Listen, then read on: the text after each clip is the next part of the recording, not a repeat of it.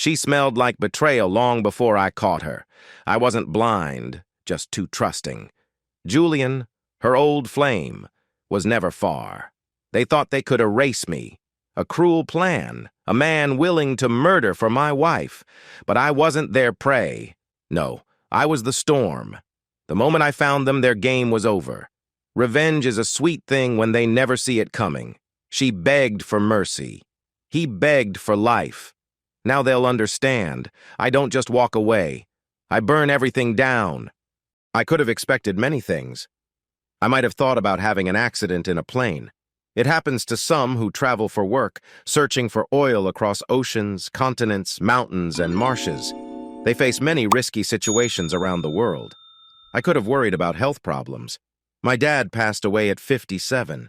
He had been a strong man until sickness took hold of him. Doctors said it might have been from chemicals he encountered while working in the oil business.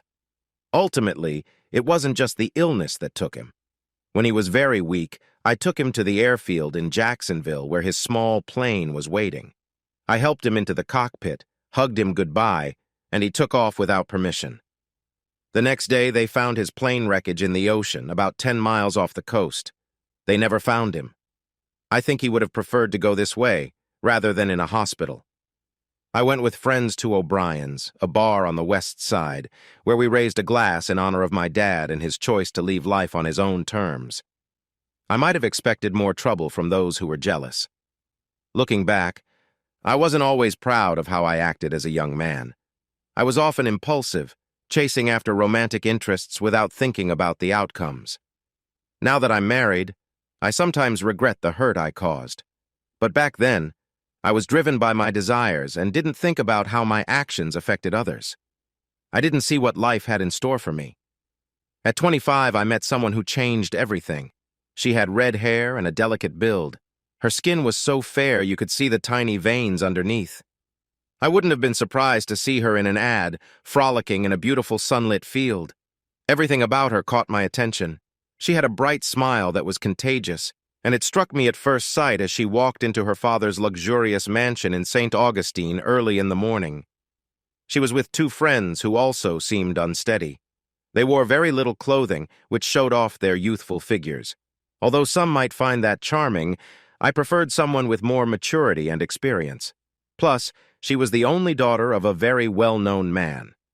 Lancaster was the founder and owner of Oil Inc., a major independent oil company and a competitor to the slightly larger Gate Petroleum Company. Gate focused on bringing in oil to support its own growing chain of gas stations and convenience stores, which were based in Jacksonville and spread throughout the Southeast.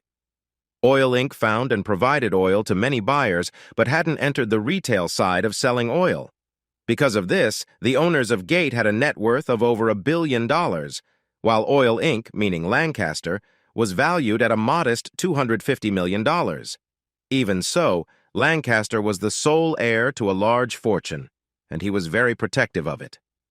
I knew all about this because my father had worked for Lancaster for 10 years before he passed away and had become one of Lancaster's closest friends. I grew up around the oil business and had a good relationship with Lancaster. His first wife had several miscarriages before they had Deirdre, and then she sadly passed away in an accident. This made him see her as a true blessing. His second wife had a son, but it turned out that Lancaster wasn't his father. When this came to light, she and her son left, and legal papers ensured that the boy would never inherit Lancaster's wealth. Following in my father's footsteps, I began learning about oil exploration from a young age. I was 9 when I first asked him to take me on his trips. By the time I was 10, he convinced my mother to let me come along. He brought books for me to study and even a tutor when we were at home. As long as I kept my grades up, he promised my mother I could go. She was worried, but he reassured her, saying he had grown up this way and had done just fine. Then one day they went into a room, and Mom said yes. Dad was a good father and husband. While he had grown up in the tough oil fields, he thought it was fine for me to learn about social events, as long as they didn't involve anything too risky. He knew he'd have to come home to my mother, so he tried to be careful, but he couldn't watch me all the time in the field. During one trip to a small fishing village on the Mexican coast, I met a lovely girl with dark hair who caught my interest right away. I was 13 and felt older, and she was sweet and charming. We spent 2 weeks together, and I developed feelings for her, but she eventually left with a young sailor returning from a voyage, leaving me with nothing but a nice memory of our time together.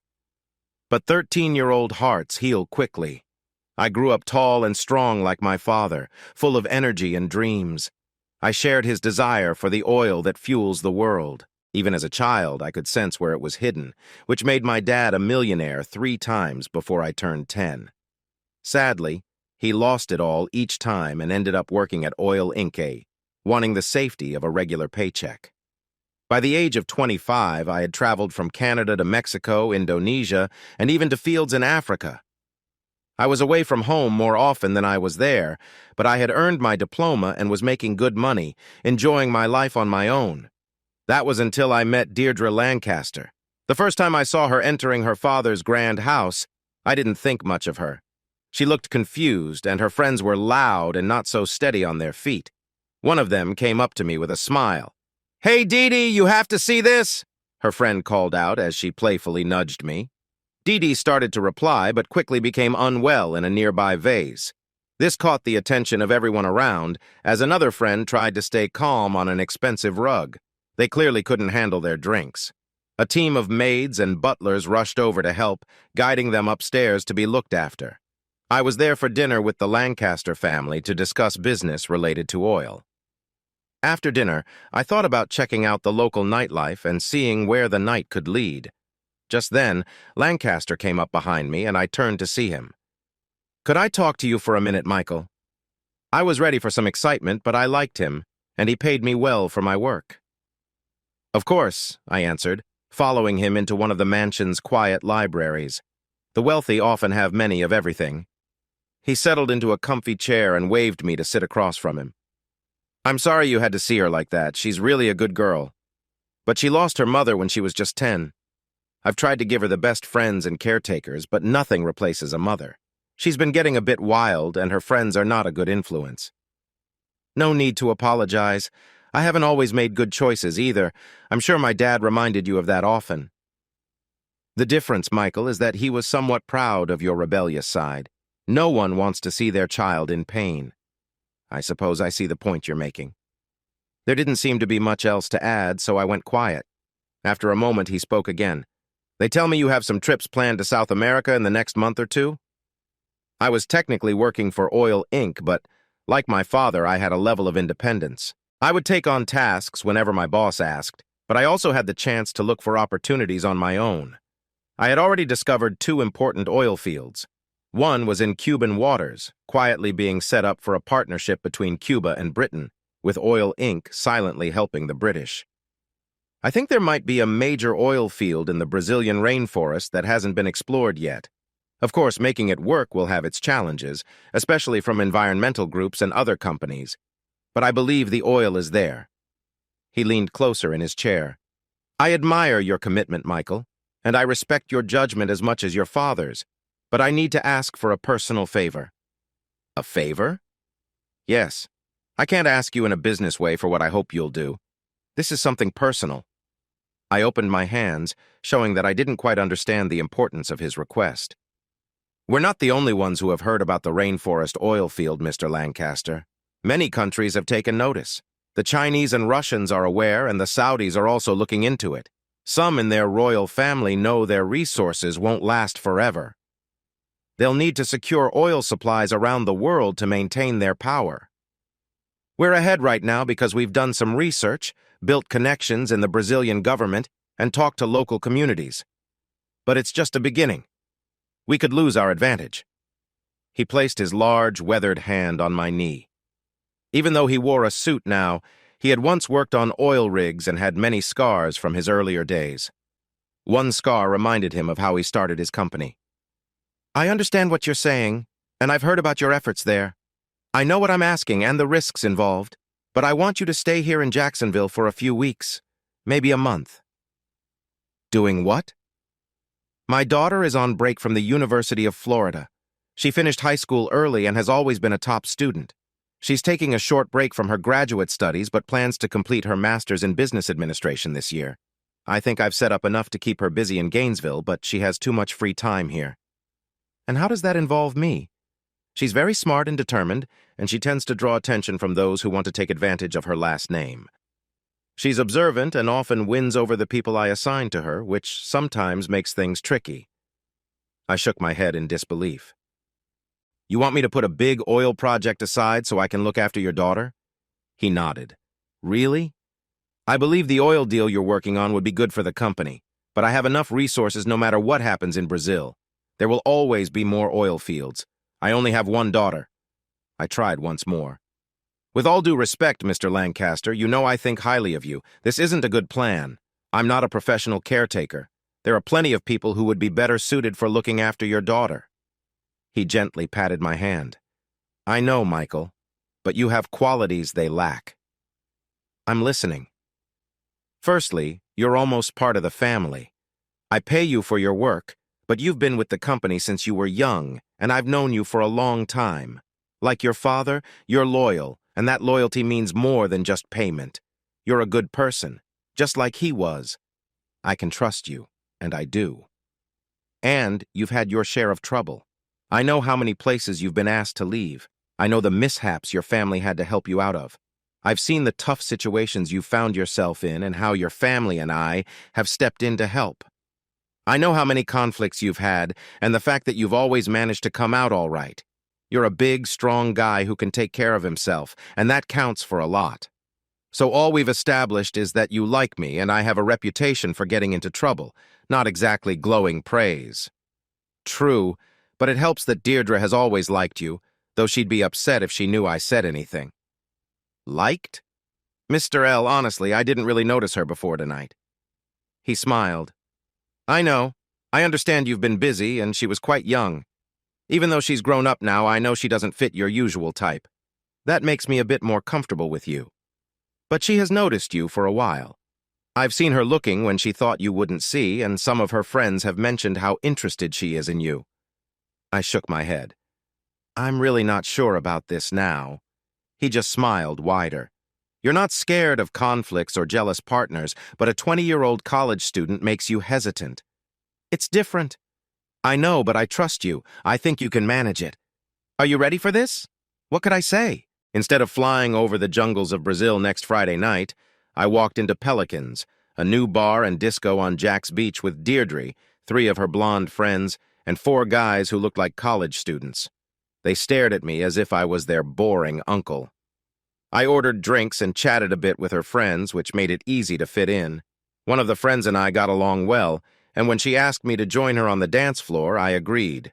She was a good dancer, and with confidence, it felt natural to move around.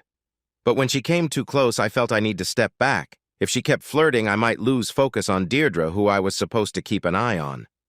I made excuses to leave the dance floor, and when I came back, I saw that she had already been taken away by a young man who was a bit too close to her in the corner. I returned to Deirdre's table, where she sat surrounded by 4 guys. There were empty glasses and bottles everywhere. She looked much more tipsy than those around her. They were laughing and teasing her, and I noticed her 2 female friends had wandered off to the crowded dance area. I didn't like how things were going. I grabbed a chair and sat next to her, pushing out the guy nearest to her. He shot me a dirty look, but I glared right back. Deirdre, you look like you could use some fresh air and some coffee. How about I take you outside for a bit and we can return later? She lifted her head, blinking a bit, and responded, Who are you? Oh, tall, dark, and playing protector tonight? Thanks, but my friends will look after me. A nearby guy, who appeared younger than he seemed, smirked and said, Yeah, we're taking care of her. We'll make sure she gets home.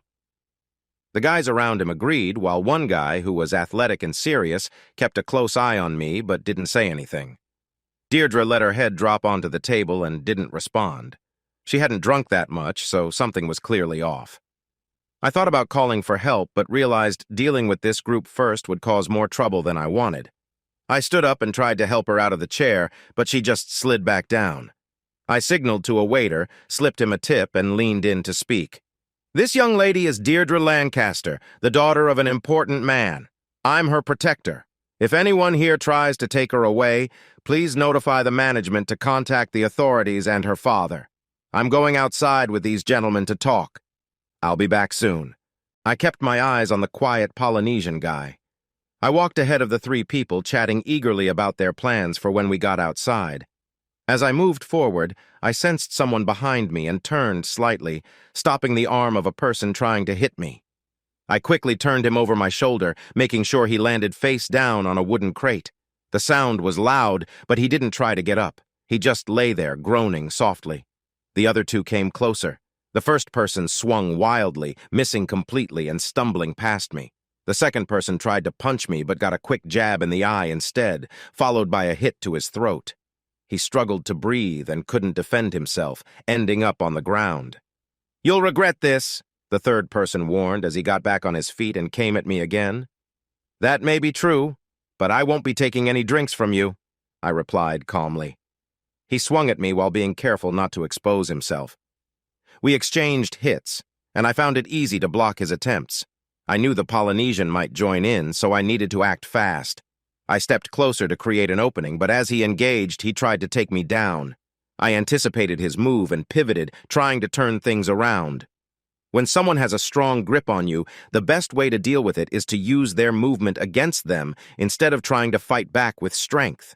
If your opponent isn't ready or doesn't let up, there's a big chance of getting hurt.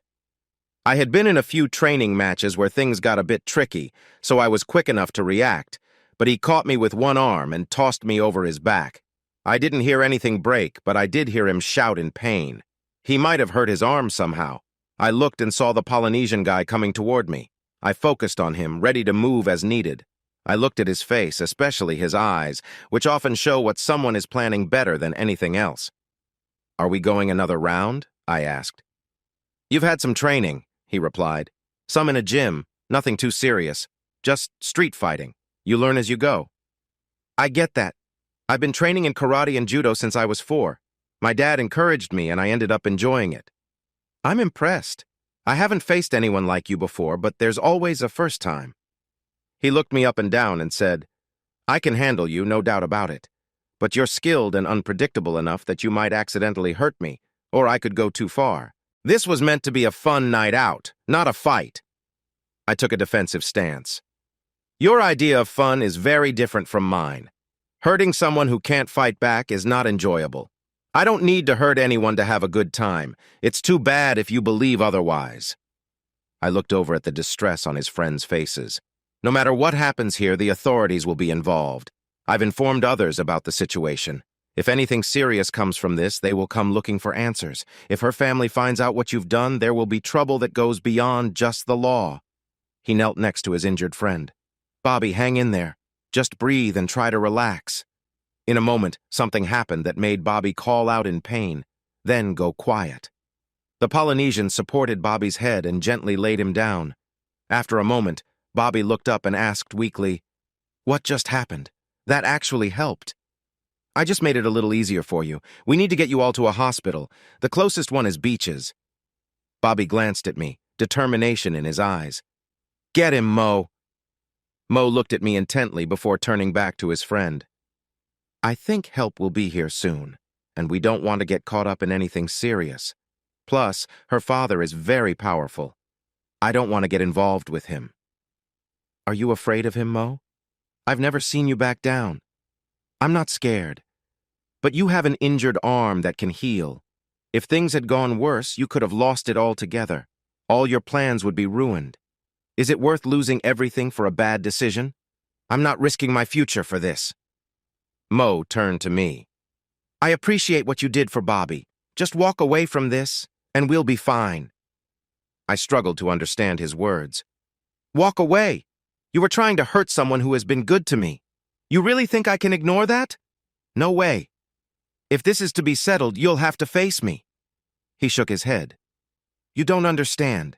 We weren't doing anything wrong. Ask the staff. She'll tell you it's all part of her act. She knows what she's doing." I tried to wrap my head around what he was saying. It sounded so unexpected. "We're not the bad guys here. It's all agreed upon, and if you push this, the truth will come out." Bobby has a father who has supported both Republican and Democrat governors for years. He won't let Bobby take the blame for this, and he's powerful enough to create serious problems for her family. Do you still want the police involved, or would you rather handle this on your own? You could help her recover and figure out a story her father would accept. If he was lying, it would be easy to find out, and I could always track them down later. But it was better to get her away from the situation and the police. Take your friends and leave. I won't say anything this time unless I find out you're not being honest. You seem smart enough to know that these situations usually don't end well, no matter how much power Bobby's father or anyone else has. Even if this is all just a game, one mistake can make things go badly. You don't need to be involved in this. He bent down and helped Bobby stand up. Take care of her and I'll handle my friends. I walked back into Pelican's and found Deirdre at a table in the back, with her head resting on the table. A couple of waiters came over. One asked, "Police?" "No, we'll sort this out ourselves." I shook her gently, but she only swayed and murmured. I wasn't sure if she was playing around or if she had overdone it. I gave a waiter my parking slip and lifted her onto my shoulder. My main worry was whether she would feel unwell on the way. Luckily, she didn't, and I got her to my 2001 Jeep Cherokee Sport. The parking attendant opened the passenger door for me, and I placed her inside. Then I looked for a motel on Atlantic Boulevard, steering away from the beaches after stopping at a coffee shop for 3 large coffees and 2 Big Macs. I took her inside with the coffee and hamburgers, locked the door behind us, and sat on one of the 2 double beds next to her. Her bright red curls were spread around her on the pillow, and she was softly snoring, her chest moving up and down. Between snores, her lips moved, and I could almost hear bits of words. She wasn't usually my type, but I found myself strangely attracted to her. Her skin was fair and freckled, with delicate blue veins visible beneath. The only light was from the bedside lamp. In its soft glow, she looked almost otherworldly. I usually liked a more substantial presence, but it was hard to deny her beauty. "Deirdre, Deirdre." I gently touched her face, and she blinked. After a moment, she opened her eyes and looked at me with confusion. "Bobby?" "No, Bobby's gone. I took care of the situation." She blinked a few times. "You hurt Bobby?" "Not too badly, but yes, I had to step in." "You shouldn't have." "I'm sorry, but I can't stand by when I think someone is in danger. I didn't know there was a party going on." She tried to lift her head but fell back again. "Dizzy. That can happen when college students mess around with strong drinks. Sometimes things go well. Other times, they lead to big problems. I say again, you're making a mistake." "Maybe, but when you're doing something risky, and you know your dad has someone looking out for you, it would help to give a warning so I don't end up in a tough spot." She leaned back and took slow breaths. "You're not feeling sick, are you?" With her eyes closed, she took a deep breath. "I don't think so." I sat beside her on the bed and helped her sit up a bit. "What?" "It's easier to drink hot coffee when you're sitting up. You really need some to feel better. I don't want any. Trust me. Hot coffee can help you feel good again. Please, just try it." I picked up a cup of black coffee and brought it to her lips. She pulled back. "That's hot." "It's supposed to be. Just blow on it to cool it a bit, then take a sip." After a few tries, she got some down, but then spat it out. "Wow, that's strong. Who drinks it like that?" "I do sometimes. It helps clear your mind. Just hold your nose and try again." "I'm going to tell my dad you took me to a motel when I was in a bad place. He will be really upset." I held the coffee up again. "First, he'll want to know what really happened. It's important to be honest.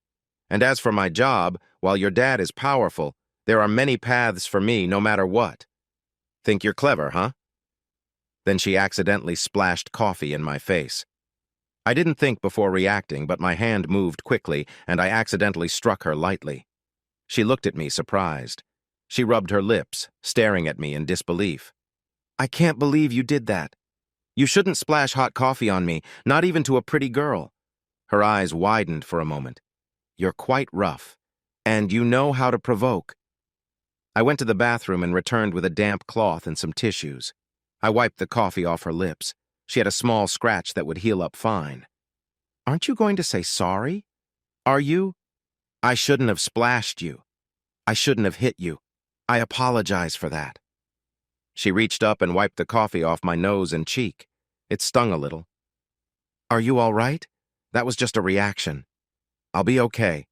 Now drink the coffee and try not to spill it on me again." If you can hold that down, maybe a hamburger would help settle your stomach. I don't know if I can. I want you to try. I really should take you to a doctor. What you did was risky and could still affect you. I'll be all right. Because you've always been fine before? She didn't answer. Mo mentioned you've gone through this before. You call this partying? I'm an adult, and I can have fun however I like. Letting people take advantage of you until you're not yourself? Different strokes for different folks. I studied her face, trying to understand her choices. You really make some strange decisions, don't you? I feel bad for your family. What you think about me doesn't matter. You're not my family or my judge. Thank goodness for that. She put down her coffee and started eating one of the sandwiches. I finished my meal while she watched me. I really made an impression on you, didn't I? I could tell when you brought me here. It was just physical. It wasn't about you. You're not my type. That reaction tells another story. You're just a pretty girl with a big personality. Don't get carried away. I wouldn't get involved. Too many chances for trouble. She shook her head. You're quite a character. Were you born in a different time? I held my hands out, confused. What do you mean? How many people have you been with, Mr. McCarthy? That's none of your business. I've had my share of experiences. How many men? Still none of your business. I overheard some talks between your dad and mine about the problems you had. I know you faced tough times before your dad helped you out. You've probably been with more women than I've been with men. Have you ever been with more than one at once? She looked at me and then laughed softly. Don't even bother answering. Your face says it all. But I wonder, did you enjoy it? Did it make you feel fulfilled? Who I've been with is my own matter. She walked toward the bed, still holding her coffee. I got ready for what might happen next. You need to remember it's the 21st century. Women have freedom too, just like men. I can choose who I want to be with, and nobody can tell me otherwise. My dad doesn't have to know, but it's not out of fear. I just don't want him to see me differently. I should still tell him just to keep you safe. One day, you might find yourself in serious trouble if you keep living this way. Why not settle down with someone nice and make better choices? She stepped closer, making me uncomfortable. Looking up at me, she said, Can I see your driver's license? What? You act older than your age. You could be 50 and just look young. I placed my hands on her waist to move her back, but then hesitated. She noticed and grinned. I could try being respectable, but that's tough for me. I've heard stories about your past, too. How many relationships did your dad have to help you with? Does it really matter how many there were? Who knows? Who cares? Exactly. I've made my own choices, but we both know there's a double standard. You did what you wanted, and so did I. I didn't set the rules, but letting yourself be taken advantage of, that's risky. I'm careful. Are you? I felt the tension growing, and I knew this talk was going in a way I didn't like. I had to remind myself to stay relaxed. It didn't bother me too much. It was like being in a hotel room with someone very popular, understanding the meaning of the moment. Not that it's your concern, but yes, I get checked often, even though I always use protection. I haven't had any big problems in years, thanks to advice from my father. Ever think about all those little McCarthys who might have been around if your father hadn't been quick to make money plans? Or if you'd acted responsibly? Ever wonder what it would be like to take on that role if any part of you was ready for it? Those words seem empty coming from someone with your reputation. A small smile hinted at her lips, and it made me even more annoyed. Looks like I touched a nerve, Mr. McCarthy. Do you ever think about this at night? People often assume women worry about having kids. Doesn't that cross your mind? Not all men are so unbothered, are they? Don't worry. I won't tell your friends. No, I care. How many of those moments have you faced? Her expression changed quickly, and I couldn't quite read it. Whatever I've faced is my concern. She was right. It was her life. This talk was deeper than I usually had. I like to keep things light without going into serious subjects. I was just trying to make sure she was okay and to get her home safely. An hour later, I dropped her off. There was a parking area behind the main house near some guest cottages. Several pools were scattered around the grounds. It was close to 1 a.m., and the older guests were asleep while the younger ones were still having fun. She walked to the nearest pool, which was small but deep, with lovely designs and a few decorations at the bottom. "It's so warm outside. Let's go in, McCarthy." "Sorry, but I'm not dressed for it, and I'm ready to rest." "You sound so much older than you are." She looked at me with a challenge that might have made me want to join her if I were feeling more daring. But I wasn't. She jumped into the pool, laughing. She came up, shining under the lights, and I couldn't help but think how she wasn't really my type. "You sure?" I thought about how I couldn't just leave her alone out here. She might tell someone else, and my name would be linked with Lancaster after he had trusted me to look after his daughter. She splashed me playfully, and after a few rounds, I took off my shoes and jumped in. I decided to keep my clothes on, not wanting to draw too much attention. She swam to the far side of the pool, leaning over to tease me as water trickled down her. "Why don't you swim over and catch me? You're supposed to be the adult here while I'm just a kid." I stayed in the water, feeling the weight of my wet clothes as I watched her move around the edge. "What's wrong? Those strong arms might look impressive, but they make it hard for you to move fast, don't they? You can't catch me if you wanted to." She seemed to think I'd get out and join in the game. Instead, I remained where I was. "No sense of excitement? You like people who want to show off? Well, I guess I'll sneak away before you can catch me, call some friends, and go to a party. Then you'll have to explain to my dad why I got away." I looked into her bright eyes and wished she were a bit older. She had a spark that would soon capture someone's attention. But for now, she was just a challenge. "I'm not chasing you, Deirdre. If you want to dive back in and keep having fun, I'm here." If she wanted to run off for the night, that was her choice. I would let her father know what was happening and let him worry about her. If he wanted to fire me, that was fine. I would find another job quickly. "You're no fun, McCarthy. I'll give you another chance just to be nice." She jumped in and swirled around me, laughing until I reached out as she came close, grabbing her wrist and pulling her close. She squirmed, but I wrapped my arm around her waist, found the ladder, and pulled myself up. I started to carry her towards the main house while she kicked and complained. As I walked into the main house, I left wet footprints behind, and she protested loudly. Soon, butlers, maids, and security began to gather, and when two large men approached to help, I let her go. Many knew me, but she was the lady of the manor. She was chatting with a few of the maids when Orion Lancaster, dressed neatly and rubbing sleep from his eyes, came in. "What is happening, Michael?" "Daddy. He was rough with me and is going to say a lot of lies. Don't believe him." "Michael? Can we talk in private? Can your men keep an eye on Deirdre?" Once we were in the library, he turned to me and said, "Tell me what happened." I shared the story with him, and I could see the concern in his eyes. She might feel mature, but she was still his daughter. "Honestly, Mr. Lancaster, if she was just having fun, I wouldn't have said anything. Many kids her age do. But what worries me is that she's putting herself in unsafe situations. They're trying out things that could lead to serious problems. As I told the others involved, it's dangerous. Sometimes the results can be sad." "Are you being honest with me?" "I swear it on my father's grave." Two security men brought her into the library. She struggled to look at him, but when she did, I noticed they shared a strong presence and bravery. "I suppose he's filled your head with lies, Daddy? And you trust him without hearing my side?" "Tell me the truth." She paused, glancing down before looking at him again. "Okay. I was out having fun. I can't say I'm your innocent daughter anymore because I've changed. I enjoy friendships and the company of men." "You let these friends of yours take advantage of you when you're not at your best?" She shot me a glare. "It's not like that. It's mutual. It's just fun. No one is getting hurt. I date nice guys, students, and the sons of people running big companies." He stared at her, and I was glad I didn't have kids. No one to hurt me like that. "Do you always practice safe habits with these friends?" "Mostly." The expression on his face changed. "So you're not only making risky choices, but you're also risking your health." She didn't reply. He walked over to her and gently held her face in his hands. "You're all I have left of your mother. You will inherit a fortune and a big company when I'm gone. Are you willing to throw that away for a few fleeting fun times?" "I'm young. It didn't have to be this way. You could have let Julian stay with me.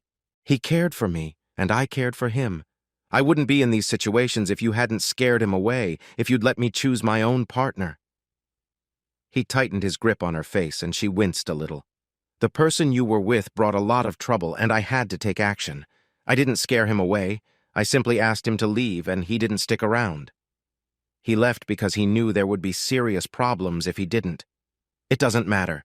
You are under my watch. Security will stay with you wherever you go, whether it's to the restroom, for leisure, or back to classes. You will be checked often."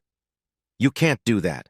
I'm an adult over 18. You can't keep me here against my will. I have rights." "I can take steps to ensure your safety for up to 60 days or longer if needed. I could find a place that helps with your well-being. You won't have any outings. Choose. You can stay here and follow my rules or face a situation that restricts your freedom." "You would do that to me?" "Only to keep you safe." Before I could react, she moved toward me in a rush. Thankfully, I was much bigger than her, so it was easy to keep her from reaching me. The 2 security guards stepped in to help. Once the situation was calmer, Lancaster looked at me and said, "I know she's upset now, but she will be okay. Thank you." It turned out to be an interesting Friday night anyway. I thought about going out to some places I liked, but instead, I decided to take a shower and go to bed. I had a feeling that anyone I met wouldn't be as exciting as what I had just experienced. Time passed, and it was Friday again. I had just returned from Miami after 4 days of chasing rumors about a possible oil field nearby. If it was true, it could flood Miami Beach with oil, but it seemed like just another false lead that made the oil business both amusing and frustrating. I had a brief conversation with a friendly Cuban woman who spoke 2 languages and knew what she wanted. I had only about 12 hours of sleep in the last 96 hours, and I was running on coffee. My bed looked very inviting. As I settled into my condo on the Lancaster estate, I heard a knock at the door. "Go away. I'm off the clock." The knocking continued. I had been in touch with Orion, so I didn't think it was him. I opened the door to find Deirdre with 2 security women beside her. "Yes?" I asked. "We're sorry to bother you, Mr. McCarthy, but Miss Lancaster wants to see you," the shorter blonde said. It was clear they weren't thrilled about their job. "What do you need?" "I apologize for what happened earlier. Feeling bad about it now?" "A little. Can we forget it?" "Why would I do that?" "I need a favor." "I shouldn't ask, but what is it?" "Would you like to go out for a drink at Jack's Beach? There are some fun bands playing tonight." "Do you really think I should go out and risk something happening?" "I promise I won't leave without your okay." "That means a lot. Please." She looked at the 2 women and added, "Nobody I go out with knows any music after 1995. They don't know how to have fun. It's more enjoyable to stay in and read." I glanced at the security women. "Is this okay with Mr. Lancaster?" "He said he trusts you." I could barely keep my eyes open, and my bed looked so comfortable. I don't know why I said yes, but I'm sure that was the start of big changes in my life. We drove down from St. Augustine on US 1. The closer we got to Jack's Beach, the heavier the traffic became. It took us 30 minutes to get through just 4 blocks filled with people. I finally found a parking spot after paying a guy $50 for his space by the beach. We were only 2 blocks away from a row of bars and clubs, each with different bands. I didn't hold Deirdre's hand, but she stayed close. I kept an eye on her as we walked into the first bar, which had just enough room to move around. The atmosphere was lively, filled with music and friendly talk. After having a few drinks and enjoying some live music from bands I didn't know but liked well enough, Deirdre leaned over and said, "I need to step away for a bit." She made her way through the crowd, and I watched her go into the restroom. I left some cash on the bar to pay our tab and stepped outside. I wandered around the back and walked up the alley behind the bar. I passed a few people who glanced at me, but they returned to what they were doing without any trouble. When I reached the back of the bar, a tall guy with shaggy blonde hair noticed me. He must have recognized me because he raised his hands like he was trying to be friendly. "Just go away. She's not free tonight. If you don't leave this alley, you might regret it." I stepped closer and gave him a little push. He dropped to his knees, holding his face in discomfort. I helped him up and watched him walk away. A couple of minutes later, a woman in a short skirt came out the door, looking around. I approached her from behind. "Hey, Deirdre, Your friend is gone." As I spoke, I gently put handcuffs on one of her wrists and secured the other to my own. "What? McCarthy? What are you doing?" Her eyes widened at the sight of the handcuffs. "Handcuffs? Really? You wanted a night out. Now you can have it without slipping away unnoticed." "How are you doing this?" "You forget I'm older than you. I've seen things. I knew there was another way out of the alley. Were you planning to sneak off for some fun?" "No, not really. He thought we would spend the night together, but that wasn't true. I just wanted one night free to enjoy myself without feeling watched. Now I guess you're taking me home." "Why would I do that?" "Because of the handcuffs. It's pretty clear. You can choose. We can go home, or we can listen to more music and have a drink. I wouldn't mind continuing the night. It's your call." "The handcuffs stay on?" "Yes." "Okay, then." We went back inside, had some drinks, listened to different bands, and eventually she convinced me to dance. While we were dancing, she lifted her arms high enough for everyone to see the handcuffs. At first, only a few noticed, but soon cheers and laughter filled the space around us. "I want a pair of those," I heard someone say, along with other playful comments. We continued dancing, enjoying drinks and moving from one bar to another. Finally, at 4 a.m., when I was almost dozing off, I told her, "I'm ready to go. We need to leave, or you might have to carry me out." She nodded, and in half an hour, we were back at the estate. I called ahead, and 2 women from security were waiting as I drove up to my condo. I took off the handcuffs. "That was fun," Deirdre said, her hair bouncing around her face, her cheeks a little red. "I'm glad you liked it. Now please go so I can get some sleep." "Okay, but first." She leaned in and gave me a quick kiss. It felt gentle and new. Then she opened the door and went out to see the security team. I returned to my condo, hardly making the bed, and didn't change my clothes. I think I was barely awake when my head hit the pillow. But even in that short moment, I felt something was different. I wasn't sure how, but I knew it couldn't be good. I didn't see her for 2 weeks. I thought about her from time to time, but I didn't know exactly how I felt. One Saturday morning back in Jacksonville, I found myself without plans or work. I drove out to St. Augustine Beach and walked along the sand, feeling restless and unsure of what I wanted. I went back to the Lancaster estate, where I had a wonderful dinner, fall-off-the-bone ribs, roasted asparagus, and the best crab cakes ever. Lancaster always went all out when it came to food on his estate.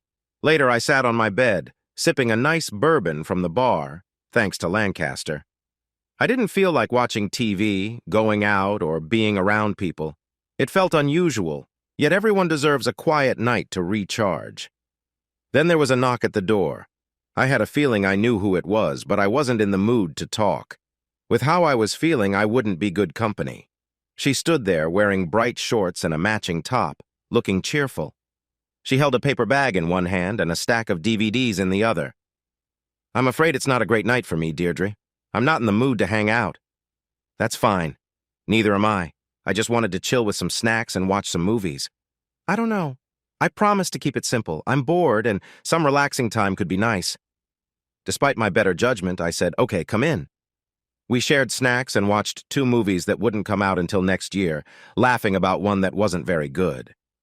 I realized that when she wasn't acting up, she was actually a nice person. At some point, she ended up leaning against me, seeming comfortable beside me. I noticed she had turned a bit interested in me, so I gently took her hand and said, "Let's take it easy." She looked up at me with bright green eyes and asked, "Why?" I didn't have a good answer, so I stayed quiet. Later, she moved in closer, creating a feeling between us that I hadn't expected. I had gone through many moments like this before, but this one felt different. She talked about being careful and told me she was healthy. We sat together, and I noticed that the restlessness I'd felt all day had faded. Maybe it was the drink or the mood, but I felt it was because of her. It was hard to keep my thoughts straight, but I managed to say, "This doesn't make any sense. You're not really what I go for. Women like you don't usually attract me." "Could have fooled me," she replied with a smile, moving a bit closer. "What's going on?" I asked, feeling a bit confused. She moved closer to me, and the room felt warm, her hair softly glowing in the low light. "I probably shouldn't tell you this, but I will. I have a special connection with you. My father once told me that we come from old Irish legends and that sometimes we could have magic.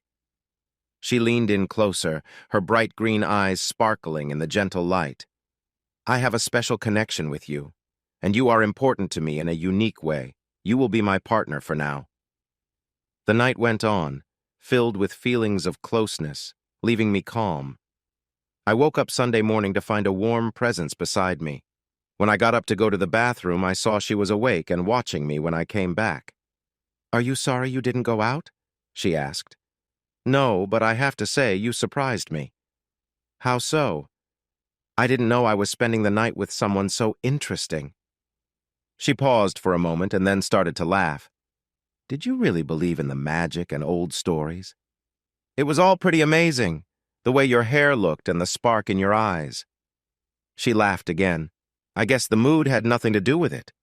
I've heard those stories since I was young. I was just playing around with you." She got up from the bed and walked toward me. "Does that mean you think you like me?" she asked playfully. "Don't push it. I'm just surprised we ended up here." She turned back to the bed and started putting on her clothes. "Okay, but next time you'll have to come after me. I won't be the one making the first move." Later that day, I received a message from Lancaster. I had been waiting for it. I went into a sunny room that had a big swimming pool with glass walls that showed the nice view of the marshes behind the house. I had heard stories of how there used to be many oyster beds in the marsh, but they were gone long ago. I wasn't sure what to think. I felt no shame about what had happened, but she was his daughter. "Sit," he said, pointing to a chair by the pool. When I did, he looked at me quietly for a moment. "I know what happened," he said. "I just don't know what it means, if anything. That makes two of us. I don't understand either. Is it just physical, or—" I looked him in the eye. "It's definitely physical, but she's really gotten to me. I told her she's not even my type, but I've been thinking about her more than I ever thought I would. I'm not going to tell you not to see her. Honestly, I trust her with you more than others. I don't think you'll mistreat her, but be careful not to hurt her if you can. I think you should tell her that. I believe you can take care of yourself." I used to think so. 2 years later, it's early 2004. Orion passed away a year ago from a sudden stroke, and Deirdre and I have been married for 2 years. She has truly won my heart, and I can't imagine life without her. I always thought that when I married, I would probably keep a woman or two on the side because I didn't think one woman could fully satisfy me. But things have turned out differently. We don't share close moments every night I'm home, but there are hardly any weeks without that connection. I enjoy my life now, even though it's very different from what I once pictured. I have a wife, a job that means more than just work because it supports us both, and I've found a wish for children. Since we are both without our parents now, I think having 1 or 2 kids would make us a family and honor our pasts. We've been trying to start a family, and while we haven't succeeded yet, it remains a joyful effort. Recently, though, I've felt a hint of something off. I can't quite figure it out, but I think I've been away from home too much. I had decided that when I returned home, we would take a month off on a tropical island, swim in the ocean all day, enjoy cold drinks, and spend the evenings together. I was in a part of Russia I'd rather not mention when I got an urgent phone call from one of Deirdre's assistants. "Mr. McCarthy, I don't know how to tell you this. Miss Lancaster has been in an accident." "What happened? When? Is she okay?" "An auto accident. She crashed into a power pole on I-295. "When did this happen?" "The night before last." 2 days ago? Why wasn't I informed? Was she driving alone? Why?" There was silence on the other end of the line. "Why wasn't I called? Is she okay?" More silence. "What's going on? Are those hard questions to answer? Talk to me. Is she all right?" We were told not to contact you." "You were told not to contact me? Who made that choice?" "I'm afraid I did." I recognized the voice of Daniel Goldman, Deirdre's chief assistant. I had seen him many times over the past year since Orion passed. Deirdre owned the company. There was no board of directors. It was entirely hers. She didn't know the business well, but Goldman had been close to her father for 5 years before he passed away. He was in charge of daily activities. He was a strong person, but we had always gotten along. "You told them not to contact me about my wife's accident?" I asked. I'm responsible for her care as the main person in charge of the company. I chose not to tell you. Why would you keep me in the dark about her condition? I'm not going into that. I had my reasons. A doctor advised me to keep you away from her, and she has said she doesn't want to see you. That doesn't sound right. It's true, Michael. She prefers you not to return. If you stick to your current project, we'll keep your salary the same. But if you try to come back, all your support from Lancaster Oil will be cut off, and you won't be working with us anymore. It won't be easy to leave without help. I don't understand why you're doing this, Daniel. You will regret it. Don't try to return. Things could change, and you'll get the full story soon. But if you try to contact Deirdre, we will stop you. Good luck with that. In half an hour, I found out that all my company accounts were frozen. I could ask friends for help, but they might find ways to limit my options too. So I reached out to a government acquaintance who had already made some money from a possible new oil discovery and asked for help. In an hour, I boarded an unregistered private jet, flying over oceans, first the Mediterranean, then the Atlantic, heading south to Cuba. We spent a short 20 minutes on a Cuban airstrip where I switched to a helicopter, which took me to a Norwegian freighter going to Miami. A brief flight on a private plane then got me to a small airfield in North Jacksonville, where a rental car was waiting for me. It's good to have connections. I called Goldman. It was 9 a.m. "Where are you?" he asked. "Back in Jacksonville. I need to see her. I need to know what's happening." "You might not want to, Michael. Trust me. Just wait a few days and I'll explain everything." "Okay, I'll meet you at the hospital." "Michael." I hung up on him. At 11 a.m., someone introducing himself as Michael McCarthy entered the hospital, heading to the third floor in search of Miss Lancaster's room. At 11:05, another person claiming to be Michael McCarthy also entered the hospital, trying to find Miss Lancaster and slipping past security from another route. At 11:10, a third Michael McCarthy appeared, leading to a lively chase involving hospital and security staff. At 11:20, a nurse brought in a patient on a gurney with an oxygen mask into Miss Lancaster's room. Lancaster security quickly gathered around the nurse, who apologized for the confusion.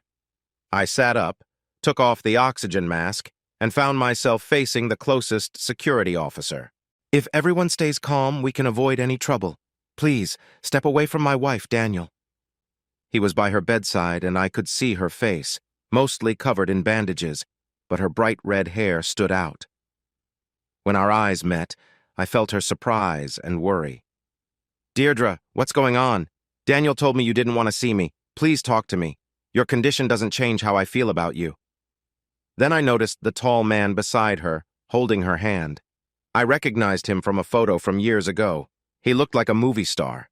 This was not who I expected to see next to my wife, and something felt very off. "Gutman, please step away from my wife." 3 security guards surrounded us, and Daniel signaled them to move closer. "Don't do anything foolish, Michael. You could regret this. Don't make a bad choice for yourself." "Okay, you might be right." I pushed the guard in front of me aside and slipped away from another guard's hold. He stumbled, and I quickly moved past him. The bigger guard lunged at me, but I dodged him easily. I tried to control him with my hands without causing too much trouble. Then I saw the last guard coming at me. I stepped aside and in a quick motion held my weapon in a way that stopped Daniel in his tracks. The room grew silent as everyone froze. "Don't do this, Michael," Daniel said, raising his hands to calm the situation. "If you keep everyone back, I won't go to extreme measures, but I'm reaching my limit, Daniel. You've pushed hard, and now I'm ready to fight back." The tension in the air was thick. Finally, I said, "You can't keep me from my wife. I don't understand what you're trying to do, especially with Gutman here." "I'm here to help explain," a voice came from behind. I turned to see a tall man in a sharp suit. He didn't look like a regular doctor, but he clearly held a position of authority. "I'd like to hear what you have to say." "I'm Dr. Mayfair, your wife's psychiatrist, Mr. McCarthy. 2 nights ago, she was in a car accident that caused a head injury. Fortunately, her facial wounds are not expected to last, but she has a concussion and, quite surprisingly, amnesia." "Amnesia?" "Yes, a particular kind. She remembers who she is and many important moments, but she has forgotten the past 3 years, including the accident." "So she doesn't remember anything about you, your marriage, or your time together? She doesn't recall her father's passing, That part of her life is not accessible to her now. But she remembers him, I said, pointing to Gutman. Yes, Mr. Gutman is someone she recalls. McCarthy. She thought of him as someone she once cared for deeply. When she woke up, she called for him and became very upset until he could be found and brought to her. I watched her as she held his hand, as if he was anchoring her in the storm around her. Okay. She doesn't remember me. But we've been together longer than 3 years. You must have told her we've been married for 2 years. She doesn't recall our past. She saw your picture and was told what happened, but she didn't react well. You have to see that she woke up in a world different from the one she knew. She was so disturbed that I suggested waiting a few days, maybe a week, before letting you see her. This would help her adjust, as too much stress could make things worse. Could you please move that away from me? Daniel asked, pointing carefully. I know your history, Michael. You wouldn't have stayed away if I had said the doctor suggested it until she felt better. I thought waiting would help both of you adjust to what has happened. He smiled at me, understanding the situation. Maybe I misjudged things. I see you've faced a lot in your life. Michael, no matter how upset you are with me now, please know I did this because the doctor said she needed space to heal. I held my ground and turned back to Deirdre. Is this true, Deirdre? You don't remember me? And even the idea of me upsets you? Yes, Mr. McCarthy. They told me we were married and showed me pictures, but none of it feels familiar. I don't remember being with you, and I don't understand why I married you. You don't feel like someone I know. I can't even imagine your touch. She closed her eyes, her voice rising a bit. Please ask him to leave. Mayfair insisted. Get him out. Her blood pressure is going up. We can't risk anything that could harm her condition now. We should go, Daniel stated. Okay. But Deirdre, they told me you didn't remember me at all when you woke up. Is that true? She opened her eyes. No, I don't remember you at all. I passed the object to Daniel and allowed the security team to escort me out. Uniformed officers were waiting for me. Daniel signaled to them. This was just a small misunderstanding, gentlemen. There's no problem, and I'm sorry for calling you here. Once they left, Daniel said, I'm going to keep this, pointing to the object he held, even though I know you could come up with something else. You can leave now, but if you come back to the hospital, I will have to call the police for trespassing and for hurting my staff. Do not return to the Lancaster estate. You will be removed if you do. Your job at Lancaster Oil is over, and your pay stops now. I hope you find something new soon. I shook his hand. Thank you for not pressing charges and letting me leave. Please inform me if anything changes or if she remembers anything. You will be the first to know. I stepped out of the hospital with 3 security staff beside me. I glanced back once. Right now, things were not in my favor, but I had one advantage. I knew she wasn't telling the whole truth, which made me think the amnesia story wasn't accurate. I wished I didn't know that. I wished I could believe she had really forgotten everything and that my Deirdre might come back to me one day. But now I realized that was just a far-off hope. I would have to learn to face life alone. June 4th, 2004. The sign on the 3-story building 2 blocks north of the courthouse and 2 blocks east of the police station read, Bailey, Devon, Martin, and Wilkes, in large golden letters. I had heard jokes that the letters were made of real gold. Bailey and Wilkes were among the older and more successful law firms in Jacksonville. They had earned much of their money by working with Lancaster and his oil company for nearly 30 years. Mort Bailey was a close friend of Lancaster before he passed away, and he was also Deirdre's godfather. So I knew what I was getting into. I had received several emails and a friendly call from a woman at the firm inviting me to discuss Deirdre's situation in a casual and friendly environment. I had no doubt they were planning to talk with me in a way that would put me at a disadvantage, and I expected a tough conversation. Before I got out of my 2003 Jeep Liberty, I made some quick phone calls, and after the last one, I locked the doors. This part of Jacksonville had many lawyers, probably more than any place should. Even though it was busy with law enforcement and legal experts, there were also people involved in shady dealings. So it was never a good idea to walk around at night unless you were part of the law crowd, and you always locked your vehicle. I entered through the front door and took a deep breath. It smelled like money and old law books. A redhead in a dark red dress looked up and smiled at me. "Good afternoon, sir. Can I help you?" I couldn't help but smile back at her, even though she was on the other side. "I'm sure you could, but I'm here to see Mr. Bailey or someone from his team. I'm Michael McCarthy." Her smile faded for just a moment before she replied, "Oh, of course, Mr. McCarthy. They are waiting for you in the conference room on the 3rd floor." She pointed to someone next to me, and a tall figure emerged. He was well-dressed but had a strong, serious presence. I had seen someone like him in tough places around the world, but I never thought I would see him here in Jacksonville. "If you don't mind," he said, asking me to raise my arms. "And if I do mind? Well, that would be unfortunate. I'm responsible for security here, and I can't let you up until I check for any items that aren't allowed." "Really?" "Yes, really. There have been some problems in the city with clients causing issues. One lawyer faced a tough situation in a courthouse. Mr. Bailey and his team often handle matters that can create a lot of emotion. So, no one goes up without a check." I raised my arms and let him search me. He pulled out a few things, but after looking them over, he gave them back. I turned and let him check my back. "Follow me, sir." I followed him to an elevator with shiny brass doors. After he pressed the button, the doors opened about 10 seconds later, and I stepped inside. The ride took another 10 seconds, and then we stepped out into a hallway decorated with beautiful landscape pictures. Just walking down that hallway made me dream of running through fields of flowers on a sunny day. I couldn't imagine anyone staying angry after that peaceful walk. My guide stopped and pointed to another door. I opened it and walked in, then paused. The room was long, with a big oval table in the center that could seat 26 people. The wood was shiny from the overhead lights, but it wasn't the table that made me stop. 15 seats were filled. I noticed Bailey at the end of the table, with Billy Wilkes to his right and Deirdre to his left, looking down at the table. And there were 12 other people seated. If this was what Bailey and Wilkes called an informal and relaxed meeting, I could only imagine what a formal one would look like. Bailey gestured to the empty chair at the opposite end of the table. I pulled it back and sat down. "I feel like Custer at that gathering at Little Bighorn," I said. Bailey didn't smile. "I appreciate your humor, Mr. McCarthy, but this is a serious situation and we have an important meeting ahead." I was hopeful that our meeting outside of a formal setting would help us talk openly and realistically about how we might solve this issue in a way that works for everyone. "So, no one is writing things down and nothing will be on the record? Just between us?" I asked. He glanced at Deirdre, and it seemed like they shared a quiet understanding. She looked back at him and then at me, her expression lingering as she looked down again. "That's right, Mr. McCarthy. Speaking honestly has helped resolve many difficult situations," he replied. "Well, I'm here.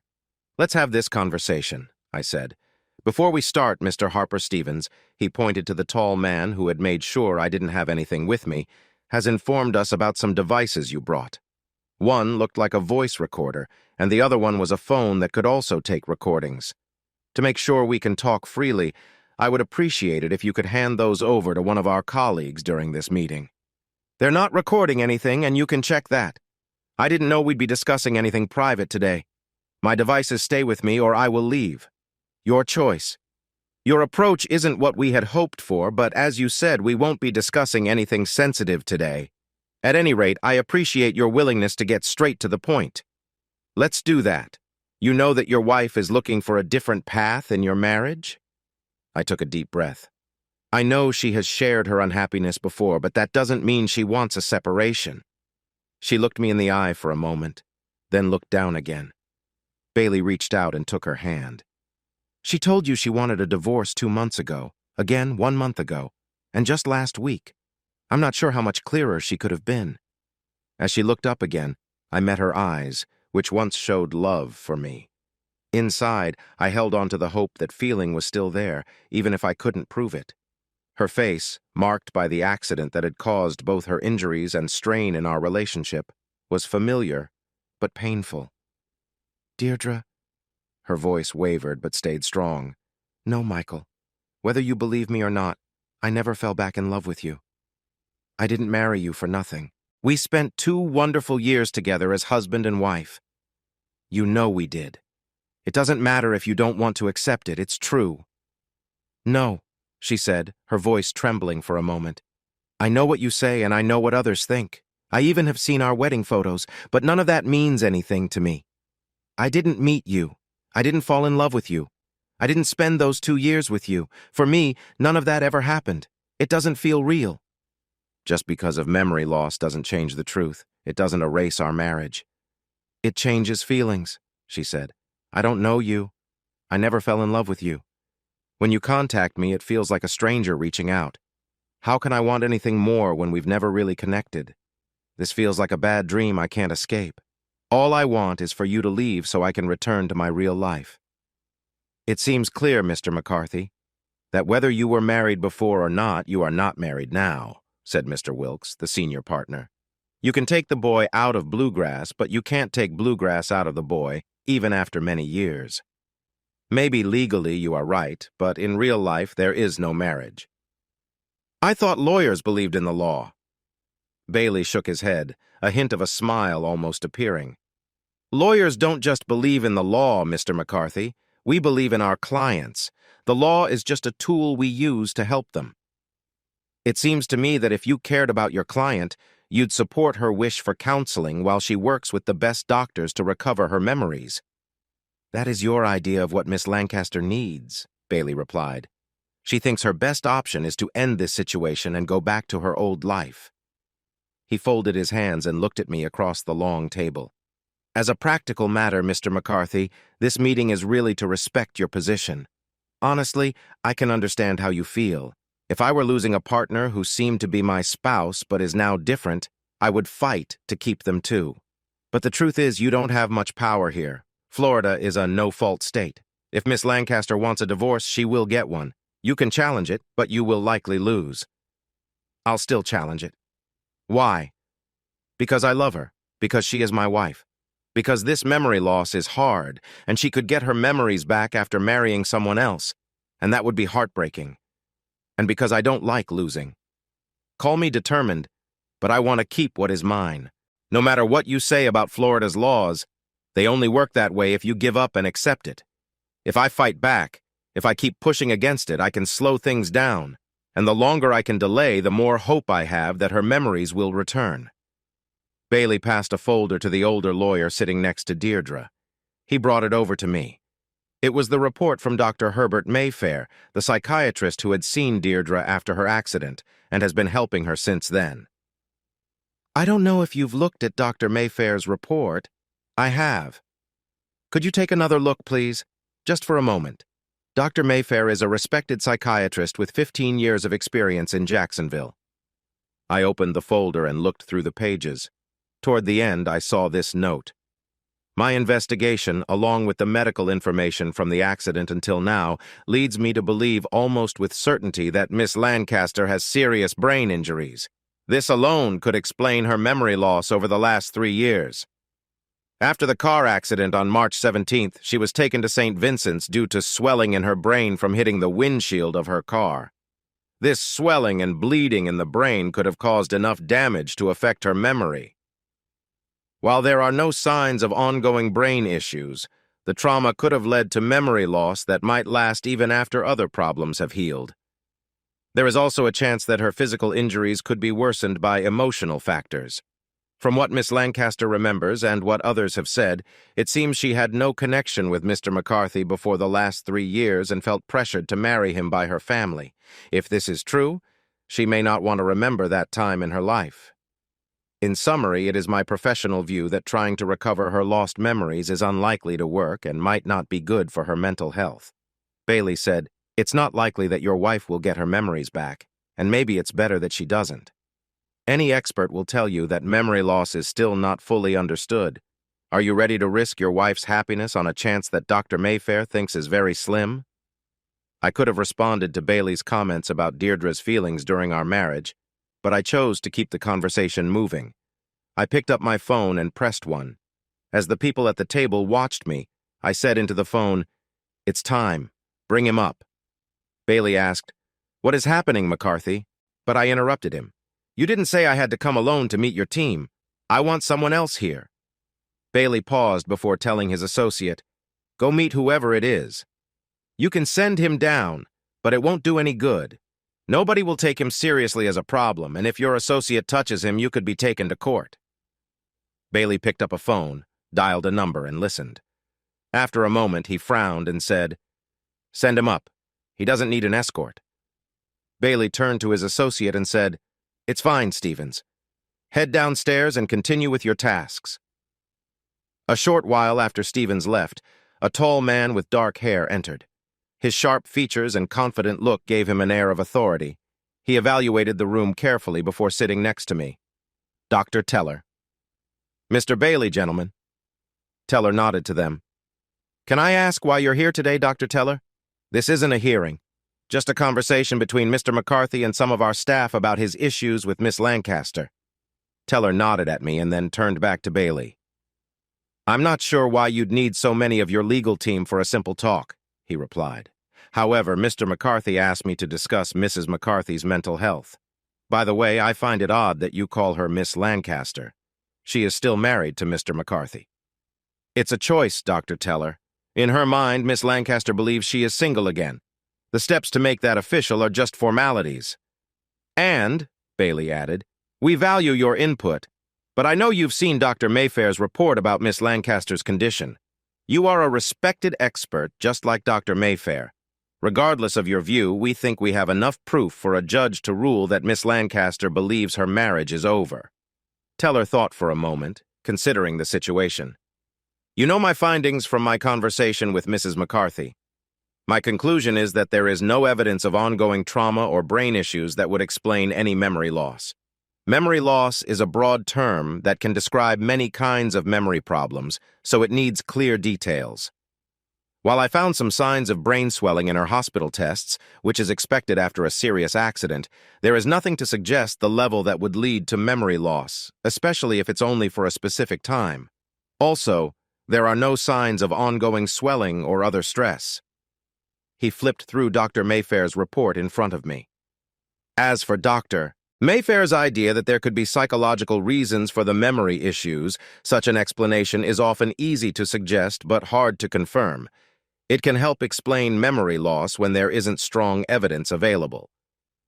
"That's your view, Doctor," Wilkes replied. "While you are a respected psychiatrist, you're aware that opinions can differ widely." Leaning closer to me, Teller said softly, "There's a reason people often say, 'First, let's remove the lawyers.' Wilkes likes to challenge opposing witnesses, often pushing limits today more than he normally would." Teller looked back at Wilkes and said, "You're right. An opinion is just an opinion, not a fact. After talking to many people in cases from serious crimes to complicated situations, I firmly believe that Mrs. McCarthy isn't being honest." He stared at Deirdre until she finally looked at him. Usually she appeared calm like someone of high status, but I noticed something in her eyes that showed she was uneasy. Normally, I would keep my thoughts to myself, as sharing more might be seen as inappropriate. But since this is a more relaxed meeting to share our different opinions, I feel I must say, Mrs. McCarthy, that I truly doubt your memory loss related to your husband. I have serious concerns about what you say. And, he added before Wilkes could speak, while it may be hard to find a clear answer about the truth of her words, there is a method we could use that might hint at their truth." "No!" Bailey quickly took Deirdre's hand, her shout showing how urgent she felt. "Miss Lancaster has every right to refuse a lie detector test, Dr. Teller. McCarthy, let's focus on finding a solution that benefits everyone involved. We each have our interests to protect, and it would be best for you to engage in open discussion," he explained. I felt the tension in the room, but I was determined to stand firm. "Look, this isn't about bringing up old problems for no reason," I said, trying to show how serious this is. "There are misunderstandings that need to be cleared up for us to come to any agreement." Bailey nodded slightly, recognizing my point. "We know that honesty is essential here. We just need to tackle this in a positive way." "You called this meeting to help me too, remember? So let's talk about everything relevant without wasting any more time," I insisted. Bailey took a deep breath. "Okay, let's move on. We have a lot to discuss, and it's important that we do this without unnecessary distractions." As we continued talking, it became clear that staying calm and focused was crucial for all of us. Everyone wanted to move ahead, and we just needed to work through the details with respect. McCarthy, we'll give you space to share. If we can bring these issues into the open, it might save everyone a lot of trouble. Go ahead, Bailey said. I picked up my phone and pressed the number 3. Then I leaned back and waited, observing Deirdre's face, shifting my gaze from Bailey to Wilkes to the older attorney to a female lawyer. But they never looked at me. 5 minutes later, Earl Wilson walked in. He carried a briefcase and wore smart but casual clothes, gray dress pants, shiny black shoes, and a white shirt without a tie. He came over, sat down, and placed the briefcase on the table. This is Mr. Earl Wilson from Wilson Investigations. I could tell you about his experience, but I'm sure you've heard of him before. When I returned home and learned about Deirdre's accident, I was curious. She was brave and impulsive, but I never thought she would be careless while driving. I knew her dad had made sure she learned from the best defensive driving instructors. While he didn't worry about her having fun on the road, the daughter of someone wealthy always has to be careful about possible dangers. During our time together, I drove with her often. Honestly, she was a better driver than I am. As I spoke, she looked up at me, her eyes steady. She understood what I meant. I hired Mr. Wilson to investigate the accident and my wife's actions before and after it. I'll let him explain more. Wilson opened his briefcase and pulled out some papers and photos. I reviewed the accident report and the photos. It was tough to find them at first because they seemed to be misplaced, but I got them and made copies for you to see if you'd like. The first thing that caught my eye was a mismatch between the accident report and the damage shown in the pictures of the car and Mrs. McCarthy. The police said Mrs. McCarthy was driving alone when the accident happened on Interstate 95 as she approached Jacksonville from St. Augustine. It looked like she lost control of her car and hit a power pole. He tapped his fingers lightly on the table and glanced from Bailey to Wilkes, a small smile on his face. Bailey seemed nervous while Wilkes looked uncomfortable. They both appeared to sense something important was coming. If you look at the photos of the car's damage, the biggest impact was on the right front side, not the driver's side. That would be odd if she had hit the pole head-on. It seems like she tried to steer away from it. And most of the damage from the crash was on the right, where a passenger would be. I checked this information with 2 accident experts, and both agreed that Mrs. McCarthy could not have gotten her injuries while driving. She must have been in the passenger seat during the accident. I would say that just shows you spoke to some dubious experts, Bailey remarked.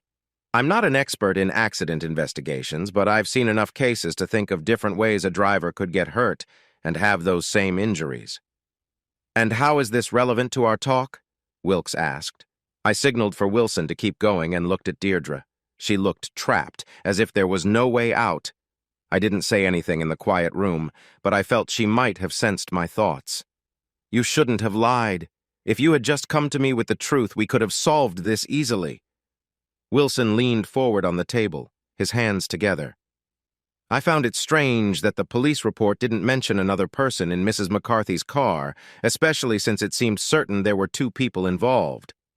I spoke to some people and found a police official who told me the accident was initially reported as having 2 individuals involved, but after a few hours, it seemed like they forgot about the second person. Mrs. McCarthy went to Baptist Medical Center, and there was no record of anyone else arriving at that time. But when I checked other hospitals, I found that a Julian Gutman had been taken to University Medical Center around the same time. He had injuries that matched what happens when a driver hits an airbag. Wilson glanced from Bailey to Wilkes, barely hiding a smile. Typically, when someone is brought in after an accident, a police report is made. Yet, I couldn't find any report about Gutman's accident. The only explanation is if someone worked hard to make sure no reports were filed. To avoid problems for everyone involved would need a lot of influence. If this came to light, the officers involved could face serious trouble. Unless the orders came from him, which would lead to a major political scandal. Bailey and Wilkes were unusually quiet. And about Julian Gutman. He's the man who took advantage of a 17-year-old, leading to serious problems, and was paid by her father to keep his distance, I added. And after her father died, he came back to try and reconnect with her. I tried to catch her eye, but she looked away. It didn't really matter. There's not much left to figure out about who was driving her car, right? I said, trying to make it clear. Or what was going on? Or who used their power to make sure Julian was left out of it? "You're getting close to crossing a line," Wilkes cautioned. "You're not talking about public figures. If you think our company did something wrong, you could find yourself in a lot of trouble." I almost laughed. If I didn't trust Mr. Wilson's investigations, I might worry, but I know what he finds will be solid. Let's skip the legal threats for now. Mr. Wilson, please go on. Yes, sir. I have more information about Mr. Gutman's injuries and more about Miss McCarthy's condition, things not noted in the official records. A nurse shared some observations regarding Mrs. McCarthy's injuries. Wilson paused, and no one spoke. Mrs. McCarthy had some injuries to her face, and while caring for her, the nurses noticed something unusual mixed with the blood. They took samples and tested them. The results were surprising. Deirdre, usually calm, turned a little red but stayed quiet. With a small smile, I asked, "Wilson, that does sound strange. Did the nurses have any thoughts on how that could have happened?" Without losing his calm, Wilson replied, "There was some guessing, but it didn't make much sense. Still, it was certainly odd. It seemed Gutman might have been involved in something inappropriate before the accident. I'll let you gentlemen decide on the opinions of the medical staff." He flipped through another document. "When I found out that they had been together that night, I started looking into their movements. Luckily, Mrs. McCarthy's security team uses GPS trackers in all her vehicles for safety. These aren't available for public viewing, but through some fortunate circumstances, I was able to access them. They showed that the two of them spent time at Neptune's Cave, a lounge on St. Augustine Beach." He smiled as he talked about the fortunate circumstances, which I knew must annoy Bailey and Wilkes. He was good at finding out things he shouldn't know, and even better at listening in without being noticed. I found witnesses who saw the two of them being quite friendly while they were there for several hours. They left the place together, clearly affected by what they had to drink, and reportedly returned to Jacksonville, where Mr. Gutman was staying in a condo bought for him by Mrs. McCarthy. "That's enough," Bailey said, and although he wasn't loud, he commanded attention in the room. "We've already talked about the fact that none of this can be proven, and it won't make any difference in a future divorce. I won't comment on whether Miss Lancaster had a relationship with Mr. Gutman. If she did, it wouldn't matter. Today, things like that carry little weight, especially when children aren't involved and support or alimony isn't a concern." He reached out and took Deirdre's hand in a kind gesture. "Again, there may be different opinions about her memory loss, but no matter what you think, it doesn't change her wish for a divorce. So even with all the other issues you've mentioned, what we really need to discuss is how we can end your marriage with the least amount of pain. I think you missed what I said. I don't want a divorce, and I will do everything I can to stop my wife from being with the person who caused her trouble when she was younger and then ran away. Even if I didn't care for her, I'd still fight this just to annoy them both." "Is it really worth all the money you're going to spend to bother your ex-wife?" "Money isn't an issue for me." Wilkes looked at me knowingly and said, "So you're planning to take advantage of your ex-wife's wealth? In a marriage that lasted only 2 years, and where the couple spent most of their time apart, there isn't usually much to settle." "No, I just want what's fair if Deirdre pushes for this divorce." "What do you think is fair?" Wilkes said, looking surprised. He knew better, but many good lawyers are good at acting. Some could have been stars if they had chosen a different path. "Yes, Mr. Wilkes and Mr. Bailey, what is fair? That's why we are here today. We can keep pretending, but I know what's at stake. I've always known. We can talk all day, but why not get to the point?" "If you know why we're here, then why the small talk?" Bailey asked, pointing at Wilson and Teller. "I wanted to see if she could look me in the eye, if she still had any feelings left, if the girl I once knew was still inside her. The answer is clear now." Both Teller and Wilson looked at me with curiosity. They had played their parts well, but they didn't know what I wanted in the end. "I feel like I came in here in the middle of a story," Wilson said. "I thought I understood the whole tale." "Would you mind?" I asked Bailey. He just shrugged. "This meeting isn't really about Deirdre wanting a divorce and me refusing her, or about the memory trouble she claims to have. I always thought the memory loss was made up, and I would have agreed to a divorce if she wanted one. But she wouldn't let me go now that things are like this." "How do you know that?" For once she looked at me without looking away, and for a moment I saw the woman I once knew. It was clear, Deirdre. When I came back, you acted surprised, as if you didn't recognize me. But you knew who I was. People must have shown you my picture, yet you said you had never met me in person. Your father told me, when he first asked me to look after you, that you had a big crush on me when you were younger. I didn't notice you back then, but you definitely noticed me. You may not remember much about our dating or our marriage, but you likely haven't forgotten someone you liked. And when it seemed like you'd completely forgotten me, I figured your memory loss wasn't real. So I just needed to do some digging and set up some listening devices in different places to find out what was going on. I looked back at the lawyers at the table. I got up and started to walk around. At first, I couldn't understand why Deirdre would pretend to forget everything. As you all mentioned, I couldn't stop her from wanting a divorce if she truly wanted one. Honestly, Deirdre, once I found out about your relationship with someone else, I would have let you leave. I walked up behind Deirdre, who tensed but stayed still. The younger lawyer began to stand, but Bailey waved him to stay seated. "It's fine, Matt." I placed my hands on her shoulders lightly. She wouldn't look at me. But when I realized you were with Gutman, everything made sense. I saw why you created the memory loss story. It was quite smart and showed some creativity. I knew you must have come up with it because Gutman wouldn't think of anything like this. I usually enjoy those mystery stories where the detective brings everyone together and explains the case, but I have to say I still don't get it, Wilson said.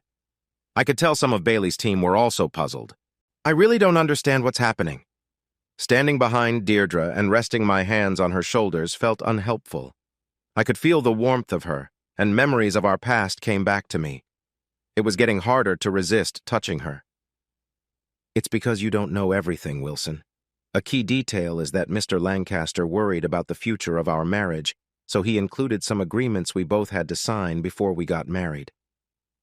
To put it simply, for every year we were married, I would receive $1 million at the 10th year. We could decide to divorce or not after the 10th year, but the money would be saved for me.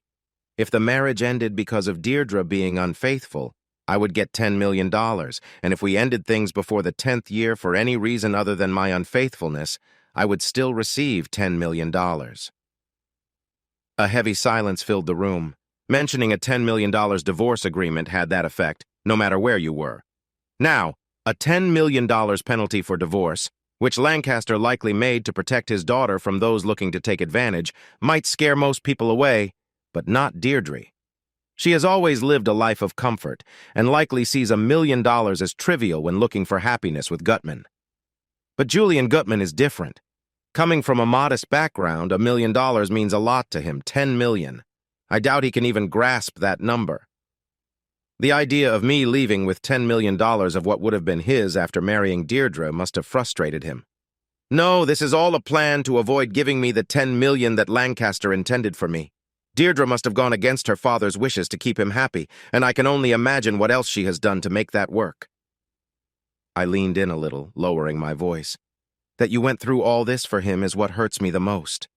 Without moving, she replied softly, "Let go of me, Michael. Just let go." I finally released my grip and stepped back. I needed to do that.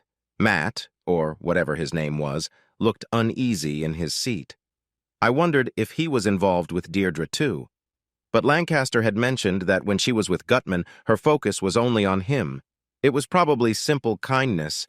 She was the kind of person you wanted to help. I was a bit taller than Matt, who was a lawyer, but I had learned to trust my gut feeling and sensed he might be tougher than he seemed. I took a step back, raising my hands in a sign of peace. "And how does Miss Lancaster forgetting everything change things?" Bailey asked, looking quite pleased. They clearly knew what I was aware of.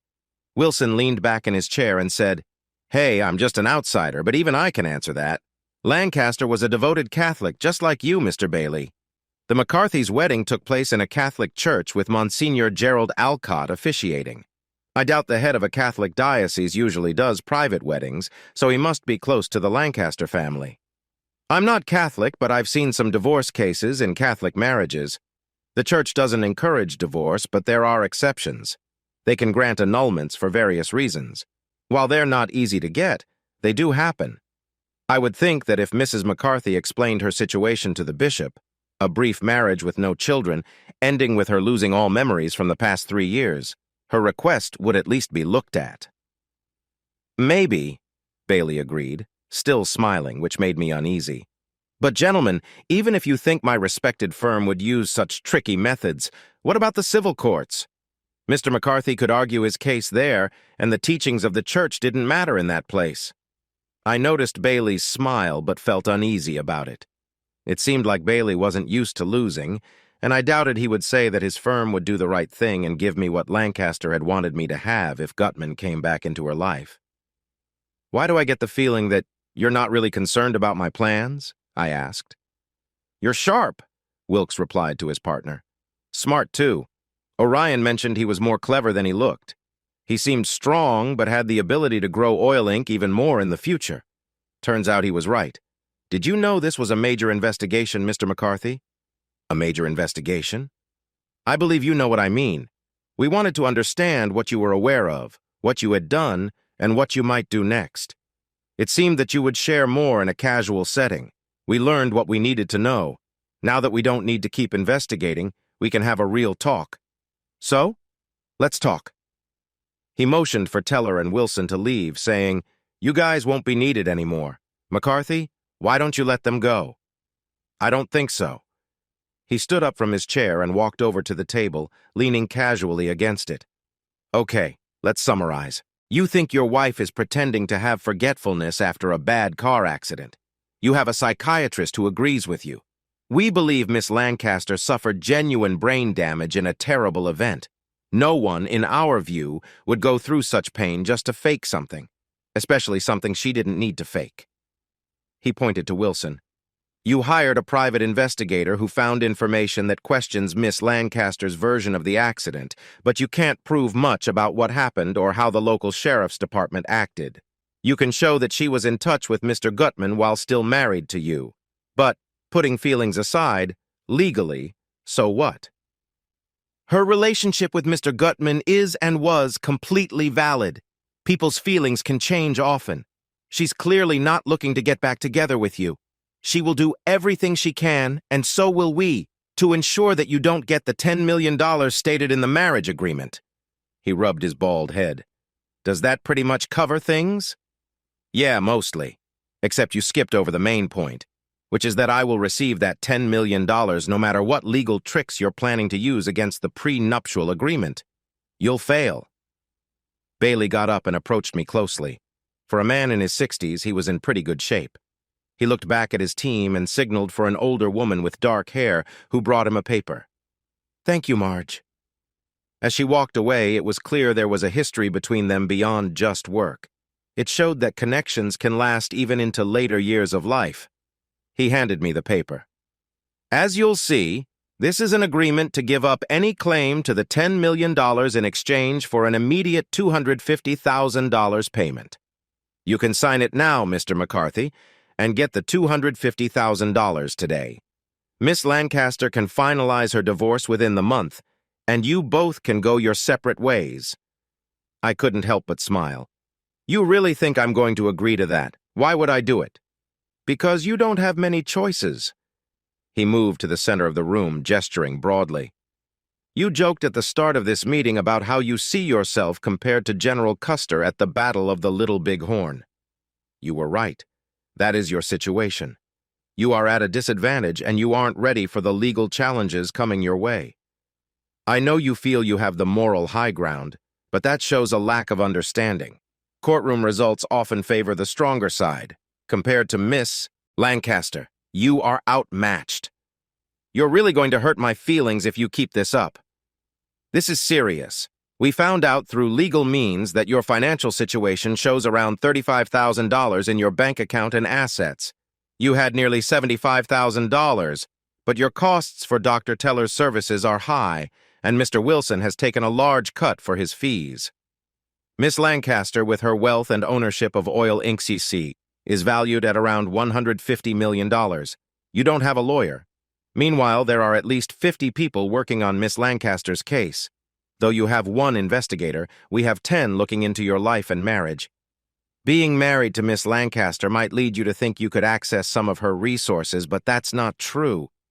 We've successfully blocked any access to her funds, and any potential support from a judge is currently frozen until the case is finished. This process will take a long time.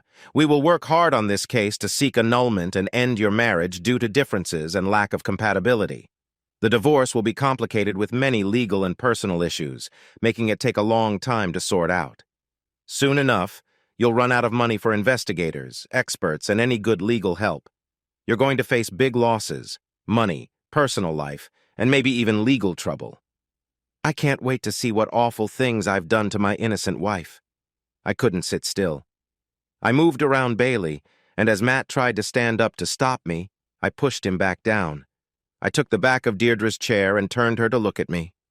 I guess I didn't really know you, Deirdre. I thought you'd stand by me, but you're willing to turn against me for that $10 million. You would give up so much for someone who has hurt you so much. It's good your father isn't here. He'd be sad to see your choices. Just sign the papers, Michael. We're finished. Take the $250,000 and go on with your life.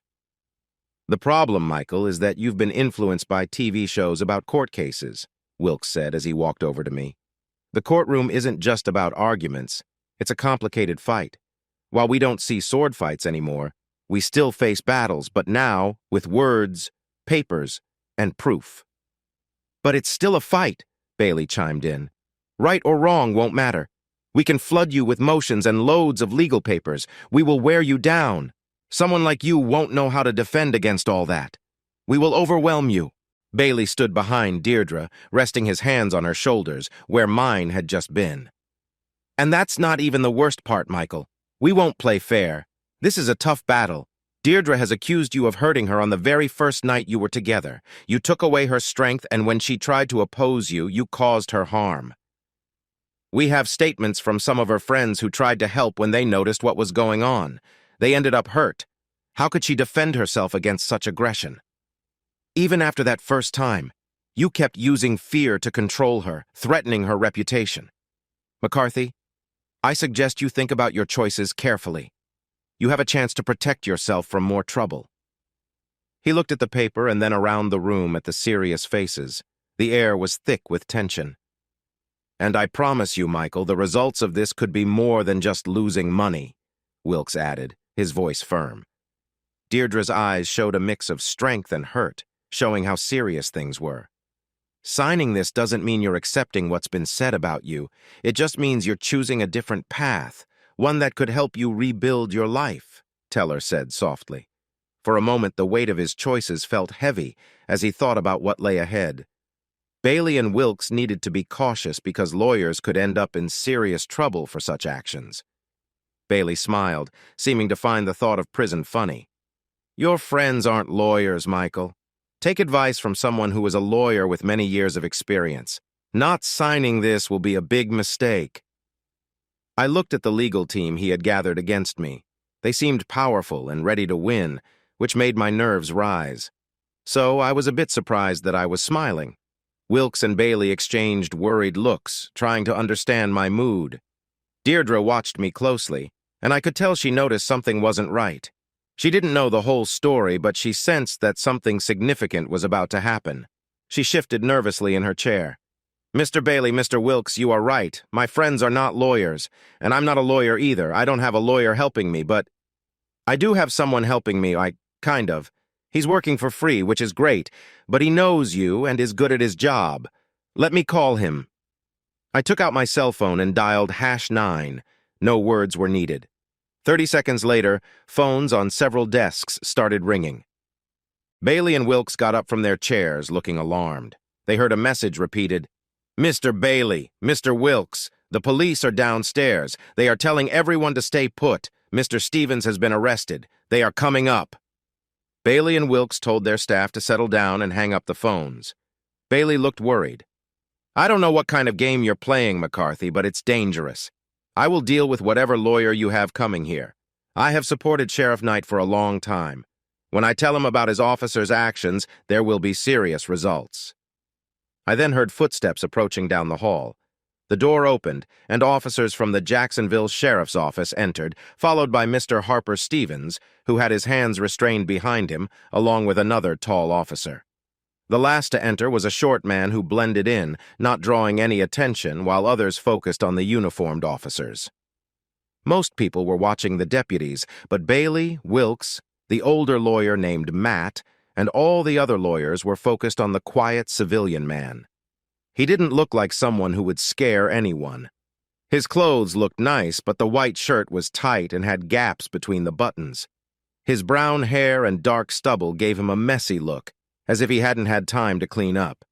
He was what any Irish person would see as a child of the Black Irish. His thick black stubble set him apart.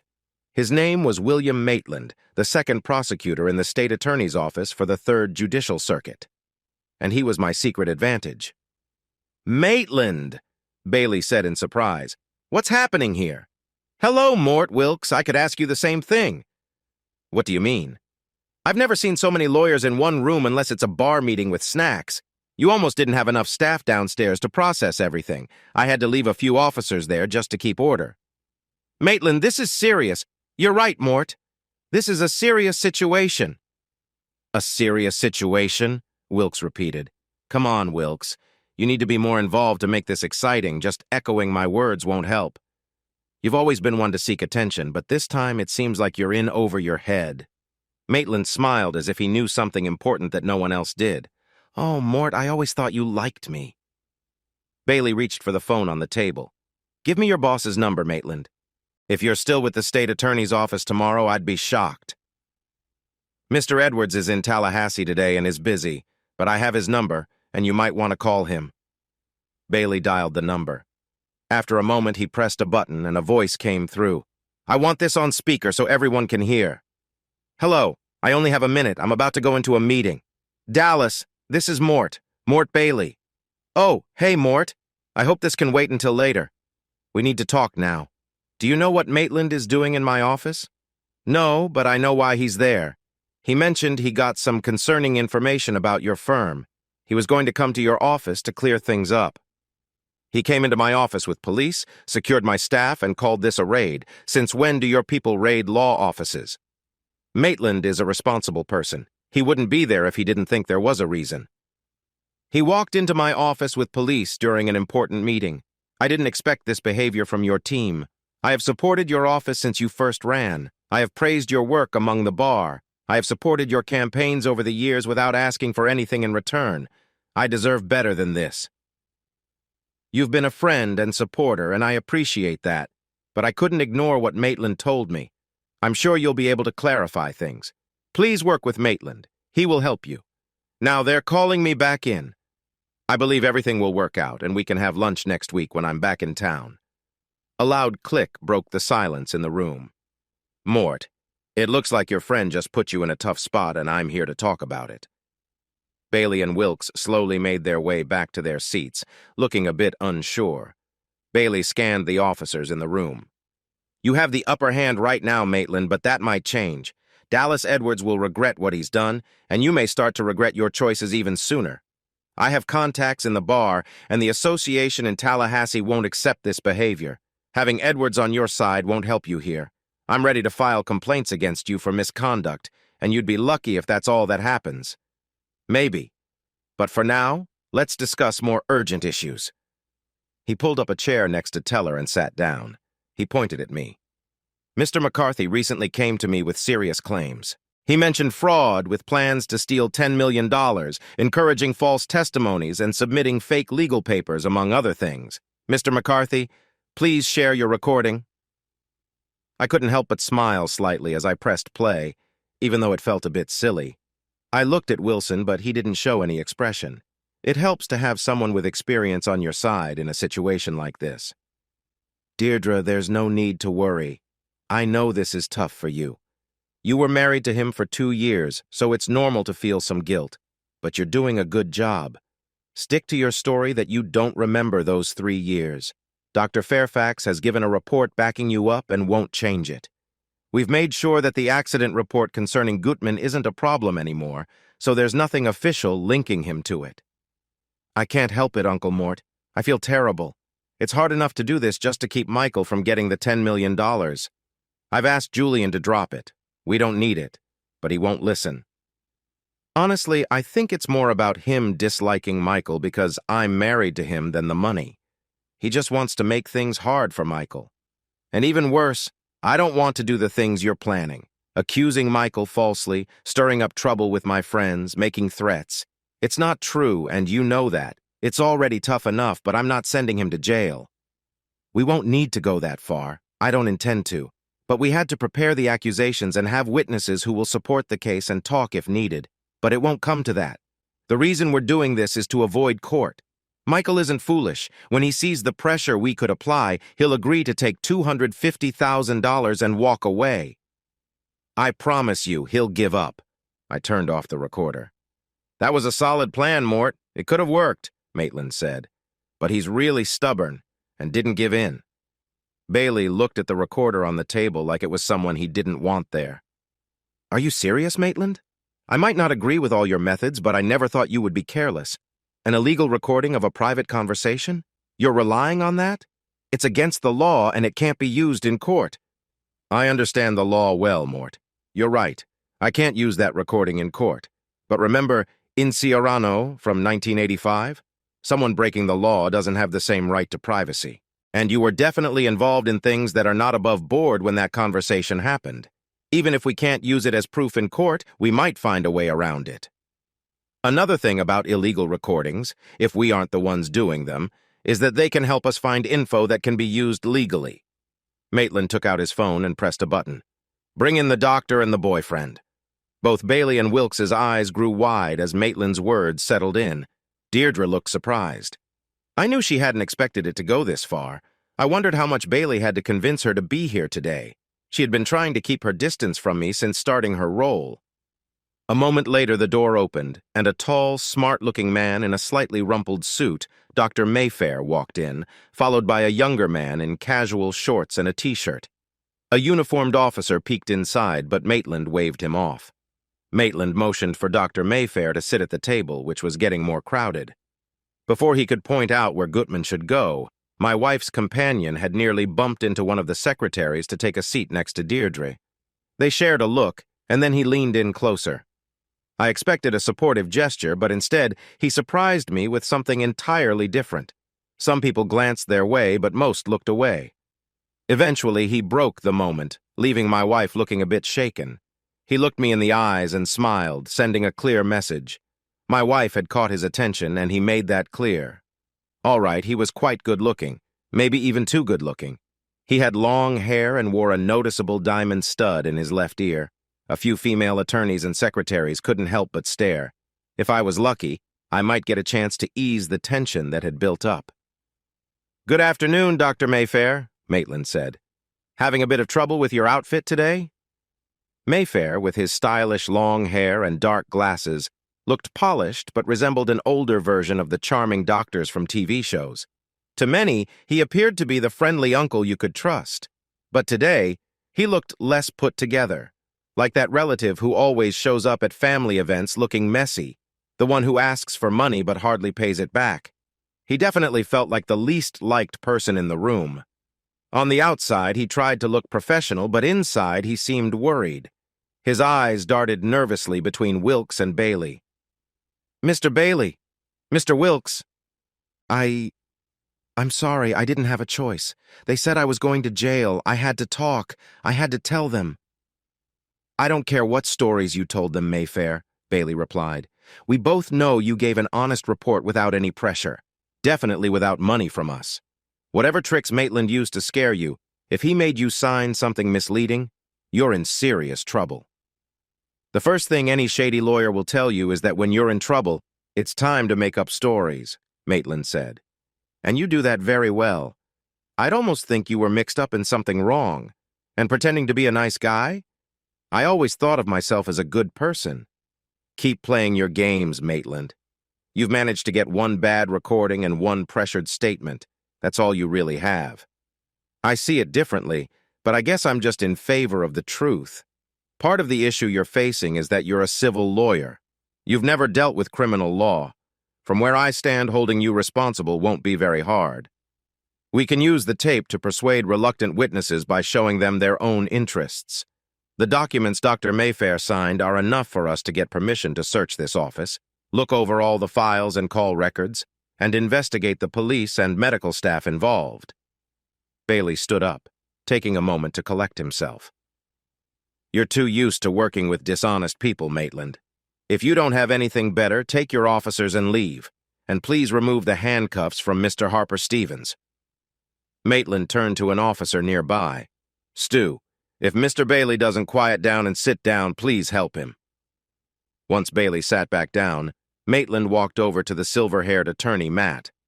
Mr. Henry, why don't you step over here with me for a moment? Henry and Bailey shared a look, and then Henry stood and followed Maitland to the far side of the room, still close enough to hear everything. Matt, I make it a point to know the attorneys in my area, even the civil ones. I've heard good things about you. You're smart, hardworking, and a skilled attorney. I can see why Morton Wilkes decided to hire you. They don't just accept anyone here. Henry smiled a little, surprised by Maitland's presence. Are you about to give me some advice I didn't ask for? I'm here to assist you, Matt. I want to protect you from a tough situation. Why this sudden concern, Mr. Maitland? I don't know how much you know about the plan to cheat Mr. McCarthy out of $10 million that has been going on here, but I see you're smart enough to have noticed something. You're important to this firm, and it seems the others aren't ready to speak up. They have their own lives to worry about, with homes and families. The secretaries and helpers are too scared to get caught up in any trouble. But if you speak out, everything could change. You'd be seen as a key person, and everyone knows it. If you decide to help us, you won't face any charges, and your reputation will stay clean. You'd be seen as a brave person who helped reveal a dishonest firm. True, local job options may be limited, but my boss knows many people in the legal world and has a good reputation. With his support, you'd likely find organizations that appreciate your honesty. Henry didn't look to his colleagues for support. Thank you for your offer, but I think the case against Mr. Bailey and Wilkes is wrong. I don't know anything about bad actions in this firm, so I can't help. Maitland ran his hand through his thinning hair and stared at the floor for a moment. Without looking up, he spoke so quietly that everyone had to lean in to hear him. I value loyalty and honesty. I admire anyone who does the right thing when it matters, but above all, I really value loyalty, even if it's sometimes misplaced. He bit his lip and looked thoughtful. I could tell he was a bit nervous, but he was trying to share something important. And so I respect you, Matt. But before you decide, please think for just a moment. You know deep down that Bailey and Wilkes and maybe the other partners are in serious trouble. They might act tough, but when the evidence comes out, people will change sides. They always do. Bailey and Wilkes are in their 60s. Most of Wilkes's children are grown. For white-collar crimes like stealing $10 million, they usually won't face more than 5 years. They have enough money saved to live comfortably, even if they stop working. Deirdre Lancaster and her boyfriend might not go to jail, though I will try my best to make that happen because they are responsible for this. Even if they spend some time in a nice place, she will still have $150 million when they get out, and this will just be a small bump on their road. But you, Matt, this could be very serious for you. You're 32, unmarried, and have maybe $500,000. Legal fees will take a big chunk of that. You might be blamed along with the others, as they will likely try to share the blame. You could lose your job as a lawyer. No good firm, and probably not even smaller ones, will hire someone found guilty of fraud and theft. He stepped back from Henry. I looked around the room. No one was talking, and everyone was watching the two of them. Maitland looked at Henry closely. You're a young man, Matt. Maitland chuckled at the look on Henry's face. Relax, Matt. I'm not suggesting anything unusual. I'm just recognizing that you have a bright future ahead. I don't know anything about your personal life, but I assume you are interested in relationships. It's likely that one day you'll meet someone special and maybe start a family. If you're like most men, you'll want the best for your partner and children. That's usually how it goes. As a talented lawyer, you could provide your family with a good life filled with chances to travel and learn. But if you lose your job, it will be much harder to give them the life you want. If you stay loyal to your bosses, you're not just wasting your own life. You're putting your family's future at risk. You're giving up everything for people who will leave without facing real consequences. Maitland stepped closer and placed a hand on Henry's shoulder. For the first time, it was clear how short Maitland was. Just think about this. It's one of the most important choices you'll make in your life, and it will affect your future, Matt. Consider it well. The two men stood still for a moment before Henry stepped back, shaking his head as if he was trying to clear his mind. I've heard things about you, Maitland. I always knew you were skilled. You're impressive. But I feel like you've wasted your talents on me. I still don't know much about fraud or what's going on. He turned away from Maitland and went back to his seat. Maitland shook his head briefly before going back to where Bailey was sitting. I don't know how much you're paying him, Mort, but you should pay him more. He looked around the table. I know everyone heard that conversation. The same deal applies. Step forward, and you can leave without any charges or problems. But this chance won't last forever. If you wait too long, it will be gone. Henry, that includes you. This offer won't be around for long. Some other witnesses might not be as helpful, but a few will do. Don't wait too long. I glanced around the table. I wasn't a lawyer or an expert in questioning, but I'd seen enough serious talks around the world to understand people a bit. They looked nervous, figuring out their best choices. I didn't think anyone in this room would speak up right away, but I expected that soon someone would reach out to Maitland's office. Gutman held Deirdre's hand tightly and had stopped smiling at me. He seemed to be thinking about the choices ahead. We seemed to be on the same page. He looked up as I met his eyes, and I raised an eyebrow at him. Only Deirdre's grip kept him in his seat. There was clear tension, but he stayed quiet. I shifted my focus to Bailey and Wilkes. Neither seemed to crack under the pressure. Today was not going as they had planned, and it wasn't going the way I had hoped either. Maitland appeared to make a choice. He signaled to the officer named Stu and said, All right, Mort, if you're not even open to discussing a deal, let's move on. Turn around and put your hands behind you. Stu, please secure him. After that, do the same with Wilkes. You're making a mistake, Maitland. You're handling this poorly when this is all you have. It's sad to see a career end like this, and yours will end today. I've informed the media. A good walk for the cameras is exactly what the local news loves. Finally, Bailey turned around and placed his hands behind him. You really don't know what you're doing, Maitland. You always manage to make things worse. Maitland looked down for a moment, then up at me and finally at Bailey. That's disappointing. Bailey was just as confused as everyone else, except for me and Maitland. You've let me down, Mort. I really thought you'd be asking for mercy, but you're stubborn, which makes my job harder.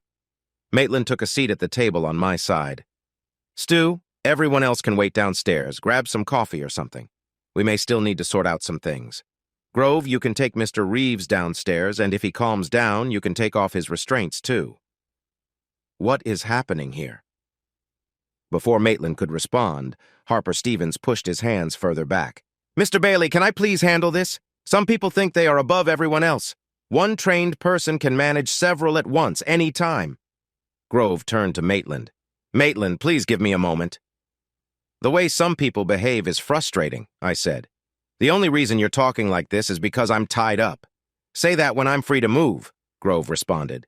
Let's not make this worse right now, Officer Grove. This isn't the time, I replied. The big officer looked at Maitland. I agreed to help you, Mr. Maitland, because you've supported me in the past, but this situation is getting out of hand.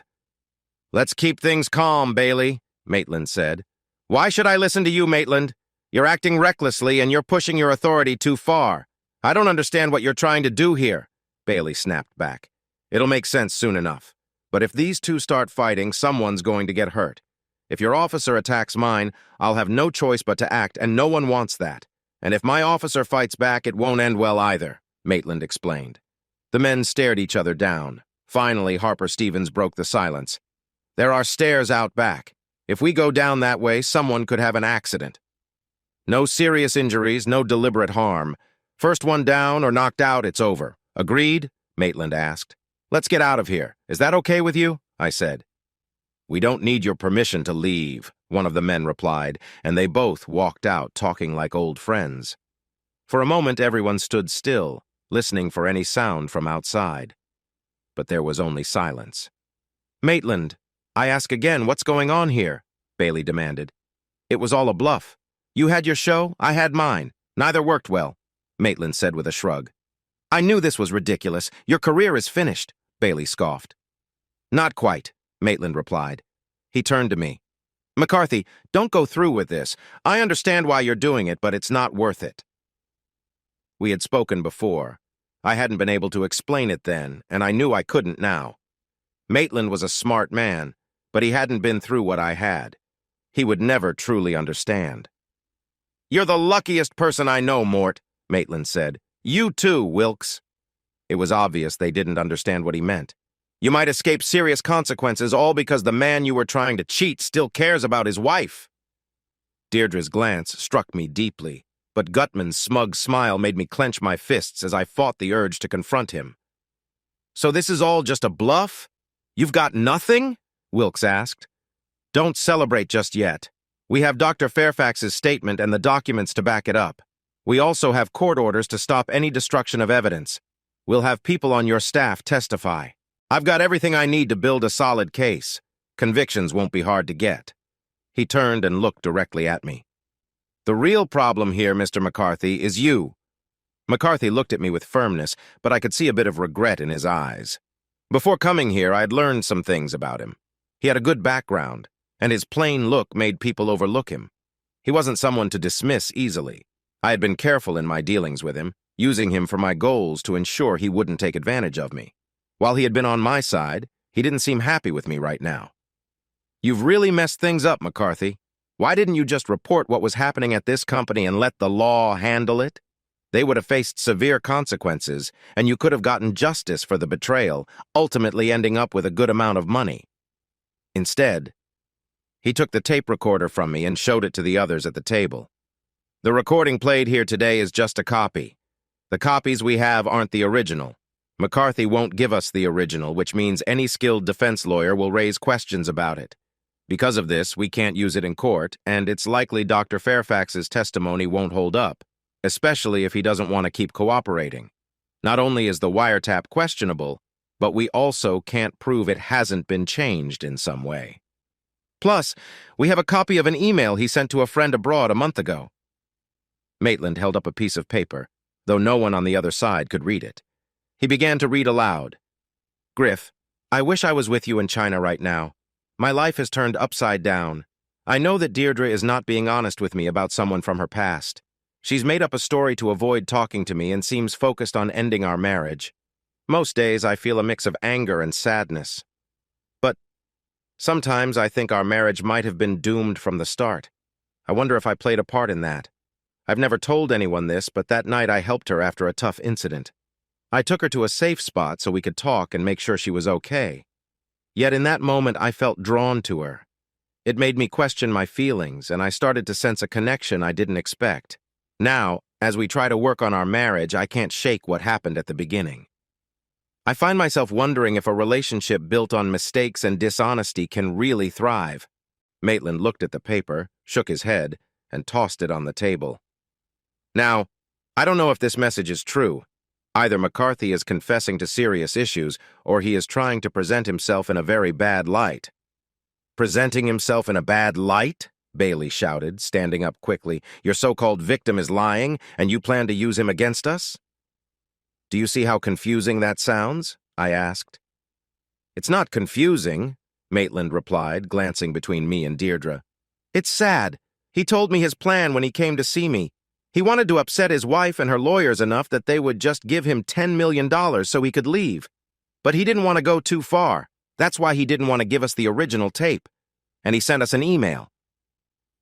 Normally I would have gone after him and you, Bailey, and everyone else involved, but he played his cards well. The wiretap will be thrown out, but it's too linked to the case. Even if it gets excluded, it will still hang around the trial. News will get out. The defense lawyers will question him about illegal recording. If I don't do something, it will lead to bigger trouble for me. The claim has no direct link to this case, and if I don't believe it, I don't have to take action. But Mrs. McCarthy is already ready to say he harmed her. If you think he did, that jeopardizes the marriage and their agreement. Regardless of how the case ends, advocacy groups will be loud. The governor will need to appoint another prosecutor, With a written confession, he could face serious problems. So even if I have doubts, I may need to press charges that I think are false, just to protect my job. I believe I do my job well, and I can't do that if I'm under attack for standing by someone accused of wrongdoing. He looked at one of the staff and said, "Could someone please get me black coffee?" Wilkes nodded, and a young woman stepped out of the room. I don't want to send an innocent man to face harsh punishment, even if I think he might walk away with $10 million. But I also don't want you all, he gestured toward Bailey and the other legal team, to gain from any dishonest actions or serious crimes. He walked back to me and turned to Bailey. "Just to talk hypothetically, Bailey, if McCarthy signs papers giving up any claim to that $10 million and agrees to a divorce, will you still go after the other charges, or let him leave?" "Those charges will drop. He can go with $250,000 since Miss Lancaster has agreed to that." Maitland stood behind Deirdre. "You mentioned that your husband harmed you. He has admitted to it formally. Are you willing to let this go, or once he signs, will you pass the information to others to pursue him?" She simply shook her head, but Bailey said, "She'll let him go. The last thing she wants is to relive painful memories." At that moment, the secretary returned with a blue ceramic coffee cup. Maitland took the drink quickly and handed it back to her. He walked to the front of the room and then paced to the back, lost in thought. "I've done things in this job that I didn't want to do, things I didn't like but had to happen. People think I'm hard and harsh. Some even think I like making others feel uneasy.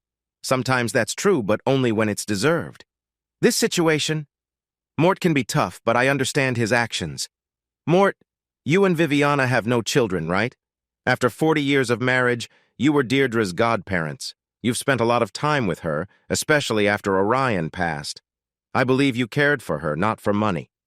And you, Deirdre, your main mistake is being careless with who you trust. And you, McCarthy, you've made some poor choices. I don't want to do this, but I can't ignore it. I might regret this later."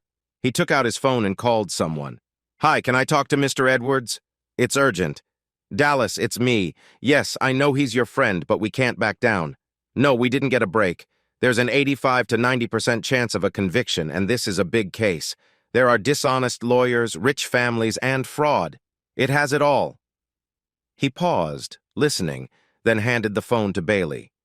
"He wants to talk to you." Bailey listened for a couple of minutes before answering. "Are you serious?" He handed back the phone to Maitland. "Just pay the money, Mort. It's only $10 million. Let's end this before it gets worse." Bailey leaned over and whispered to Deirdre. Gutman tried to speak up. "Stay quiet. This is your fault. If you hadn't been so greedy, none of this would have happened." "But they've already threatened us," Deirdre said, glancing at me before looking away. "Nothing has changed. Why are you giving up now?" "Everything has changed, Deirdre. Edwards is coming for us. He won't stop. I don't want you to go through the trouble ahead. Just give McCarthy the money. Your boyfriend will move on." She finally looked me in the eyes, holding my gaze firmly. "All right, Michael. You win. Take your $10 million and go. Let me be with the man I love, and that isn't you." Bailey signaled to Wilkes, who stood up and left the room. "You'll have the money by tomorrow. I want it in half an hour. Cashier's check. $10 million in half an hour? I believe Hunt Bank can prepare a $10 million check that fast." A secretary followed Wilkes out of the room. Maitland sat next to me and took out his phone. "Our officers are leaving." Tobe continued. "Hey, audience. If you like this video and want to keep up with more thrilling stories, make sure to subscribe to Prince Cheating Tales and hit the notification bell. You don't want to miss out on our upcoming adventures. Thanks for watching, and we'll see you in the next wonderful story.